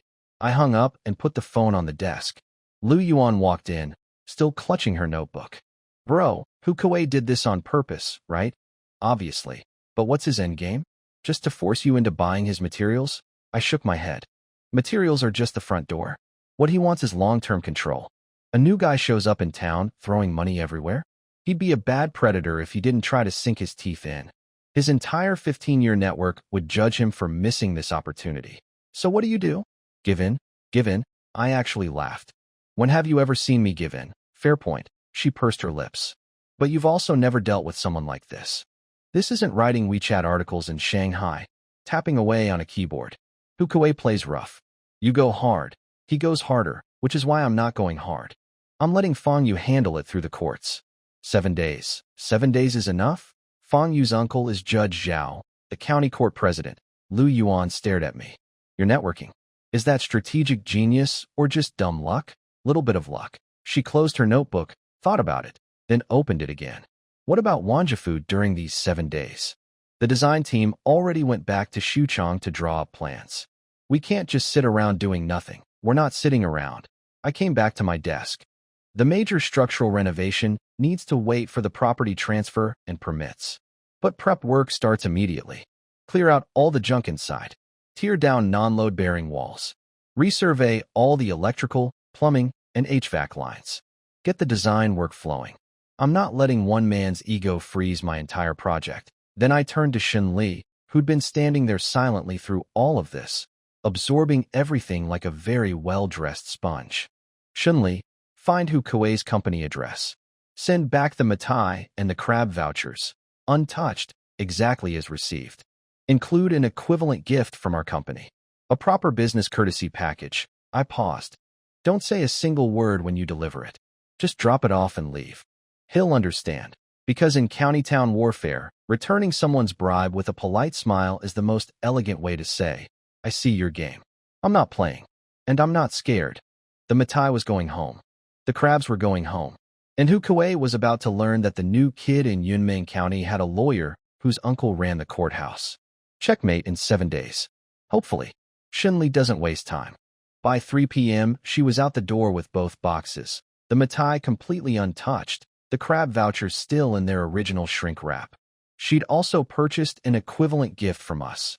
a box of Wulianya liquor, and 2 cartons of premium cigarettes. Equal value. No debt. No obligation. Pure power move. Kuwait Building Materials was on Industrial Road in the old part of town. Engineering trucks parked out front, piles of bricks and rebar in the yard. I supply the entire county and you can't do anything about it, energy. The guard stopped her. She said, Yunming Investment. Guard made a call. 2 minutes later, access granted. The front desk kid, crew cut, gray polo with the Kuwait logo, told her who Kuwait wasn't in. No problem, Shinli said. She placed the mitai and crab vouchers on the counter, then placed our gift next to them. These were sent to our company by your Mr. Who? Our Mr. Liu appreciates the thought, but company policy prohibits accepting external gifts. Returning the originals. The package next to it is our courtesy gift. Please pass everything along. Then she turned and walked out without another word. In the rearview mirror, the kid was already on the phone. News in Yunming County travels at the speed of gossip, which is faster than light. By 4 p.m., Zhouyan was calling me. Mr. Liu, you sent back Hu Kuei's mitai? Yep. The entire county knows. His voice was barely above a whisper. Hu Kuei's people are posting in their WeChat moments. No names, but everyone knows who they're talking about. Stuff like some people don't understand the rules, refuse a toast, and you'll drink a penalty. Expected. See, in county town social politics, returning a gift is worse than refusing one. If you refuse, the other person can save face. Maybe they really do have a company policy, but returning it? Untouched. Original packaging? That says, your gift isn't worth opening. Hu Kuei wasn't going to swallow this. But I needed him uncomfortable. Comfortable people are patient. Uncomfortable people rush. And people who rush make mistakes. Thanks, section chief. Hung up. Lu Yuan came in with 2 cups of water, sat across from me, crossed her legs on the chair, and started cracking sunflower seeds like a tiny snacking machine. Bro, honest question. Aren't you worried? Hu Kuei's been in this county 20 years. Connected to the police, city management, housing bureau, the whole gang. You just slapped him in the face with his own mitai. What if he plays dirty? I thought about it. Inside the rules, he can bring whatever he wants. I'll match him move for move. But if he tries anything outside the lines, he better think carefully about who he's dealing with. Cool. She handed me a pile of pre-shelled sunflower seeds. This woman's true talent might actually be snack preparation. I took them. Oh, one more thing. We're going to be doing a lot of acquisitions going forward. As CFO, you need to start doing proper due diligence on every deal. Background checks, debt checks, everything. I don't want another surprise mortgage. On it. Next morning, 9 a.m. sharp. Fang Yu walked into Yunming County People's Court wearing an all-black suit, carrying her briefcase like a weapon. The filing hall had 4 windows, only 2 open, almost nobody in line. The county judicial system was as quiet as the county economy. Months could go by without a real case. She submitted the materials at window 2. The filing judge was an old man approaching retirement. He flipped through the pages. Plaintiff, Lu Ming. Defendant, Kuwait Building Materials Group. Cause, confirmation of mortgage extinguishment. Amount, 3 million. He looked up over his reading glasses at Fang Yu. Attorney Fang, this case, facts are clear. Evidence is sufficient. Qualifies for expedited adjudication. She pushed a stack of bank statements and receipt copies across the counter. The defendant's loan has been fully repaid. Here are the repayment records. Dates, amounts, and receiving party all match perfectly. Simultaneously applying for pre-litigation preservation. Guarantee funds are ready. The old man flipped through 2 more pages of bank records. His lips moved silently. He didn't say anything. Fang Yu's identity was no secret in this courthouse. Judge Zhao's niece. Proper law school pedigree. 8 years back in the county. Never lost a single case. Not because she pulled strings, but because she locked down every piece of evidence so tightly before filing that even if you wanted to help the other side, there was nothing to work with. She didn't just build cases. She built fortresses. Materials accepted, the old man squared the documents neatly. Pre-litigation preservation ruling will be issued this afternoon, and the case, scheduled for expedited track. As soon as possible, Fang Yu nodded, turned, and walked out. She texted me one line, filed. Pre-litigation preservation ruling coming this afternoon. At our building, I was downstairs with Shun Li reviewing the Wanjifu prep plan. She'd drawn a Gantt chart on the whiteboard. 35 days of renovation broken into 6 phases: clearing and demolition, electrical and plumbing survey, structural reinforcement, main construction, equipment installation, finishing touches. The first 3 phases can run parallel with the property transfer, she said, pointing at the first 2 weeks. Clearing and demolition doesn't require ownership. Plumbing surveys are non-destructive, no permits needed. The real work that needs the transfer complete is structural reinforcement and everything after. I did the mental math. If Fangyu got the court ruling in 7 days, property transfer takes 3 to 5 more, 12 days maximum until Wanjifu was officially mine. 12 plus 23 days of remaining construction equaled 35. Exactly Heming Yuan's deadline. Razor-thin margins, but it worked. Do we have enough people? I asked. Demolition crew lined up, 12 guys. They can start tomorrow. She crossed an item off the whiteboard. Plumbing and electrical survey team is coming from Shuchang day after tomorrow. My phone buzzed. Fangyu's message. I read it, handed the phone to Shunli. She raised an eyebrow. Attorney Fang works fast. Her speed doesn't matter. What matters is the court's speed. I pocketed my phone. Now we wait for Hu Kuei's reaction. His reaction came faster than expected. 5:20 p.m. that same afternoon. Kueishing Building Materials Office. Hu Kuei received a phone call from the court. The pre-litigation preservation order had been issued. His mortgage registration rights on Wanjifu's land were officially frozen. In plain language, from this moment, he couldn't exercise the mortgage, couldn't transfer it, couldn't use it as leverage for anything. His little nail hammered into Wanjifu's land had just been encased in judicial concrete. Can't pull it out. Can't hammer it deeper. Can't do a single thing with it. Hu Kuei hung up. His ashtray was overflowing with crushed cigarette butts. 5, 6, maybe more. A graveyard of stress. He picked up his phone, scrolled to a contact saved with no name, just a number, and dialed. 3 rings. Old Hu, what's up? Mahjong tiles clicking in the background. Brother Zhang, there's an expedited case at the court. Can you slow it down for me? Silence on the other end. The mahjong sounds continued for a moment, then stopped. What case? Mortgage extinguishment dispute. 3 million. Plaintiff is some young guy named Liu. The lawyer is Fangyu. The mahjong sounds went completely dead. 2 seconds passed. The voice on the other end dropped low. Fangyu is on this. Yeah. A sigh came through the phone. Long, heavy. The sigh of a man who just realized his friend was asking him to walk into traffic. Old Hu. This one I can't help you with. Click. Somewhere in Yunming County, a man with a white Range Rover and 20 years of connections was sitting alone in a smoky office, learning for the first time what it felt like to reach for his network and find nobody home. Meanwhile, I was in my building eating sunflower seeds, waiting patiently, with a lawyer whose uncle ran the courthouse and 360 million yuan in my bank account. Sometimes the universe picks favorites. And right now, the universe was picking me.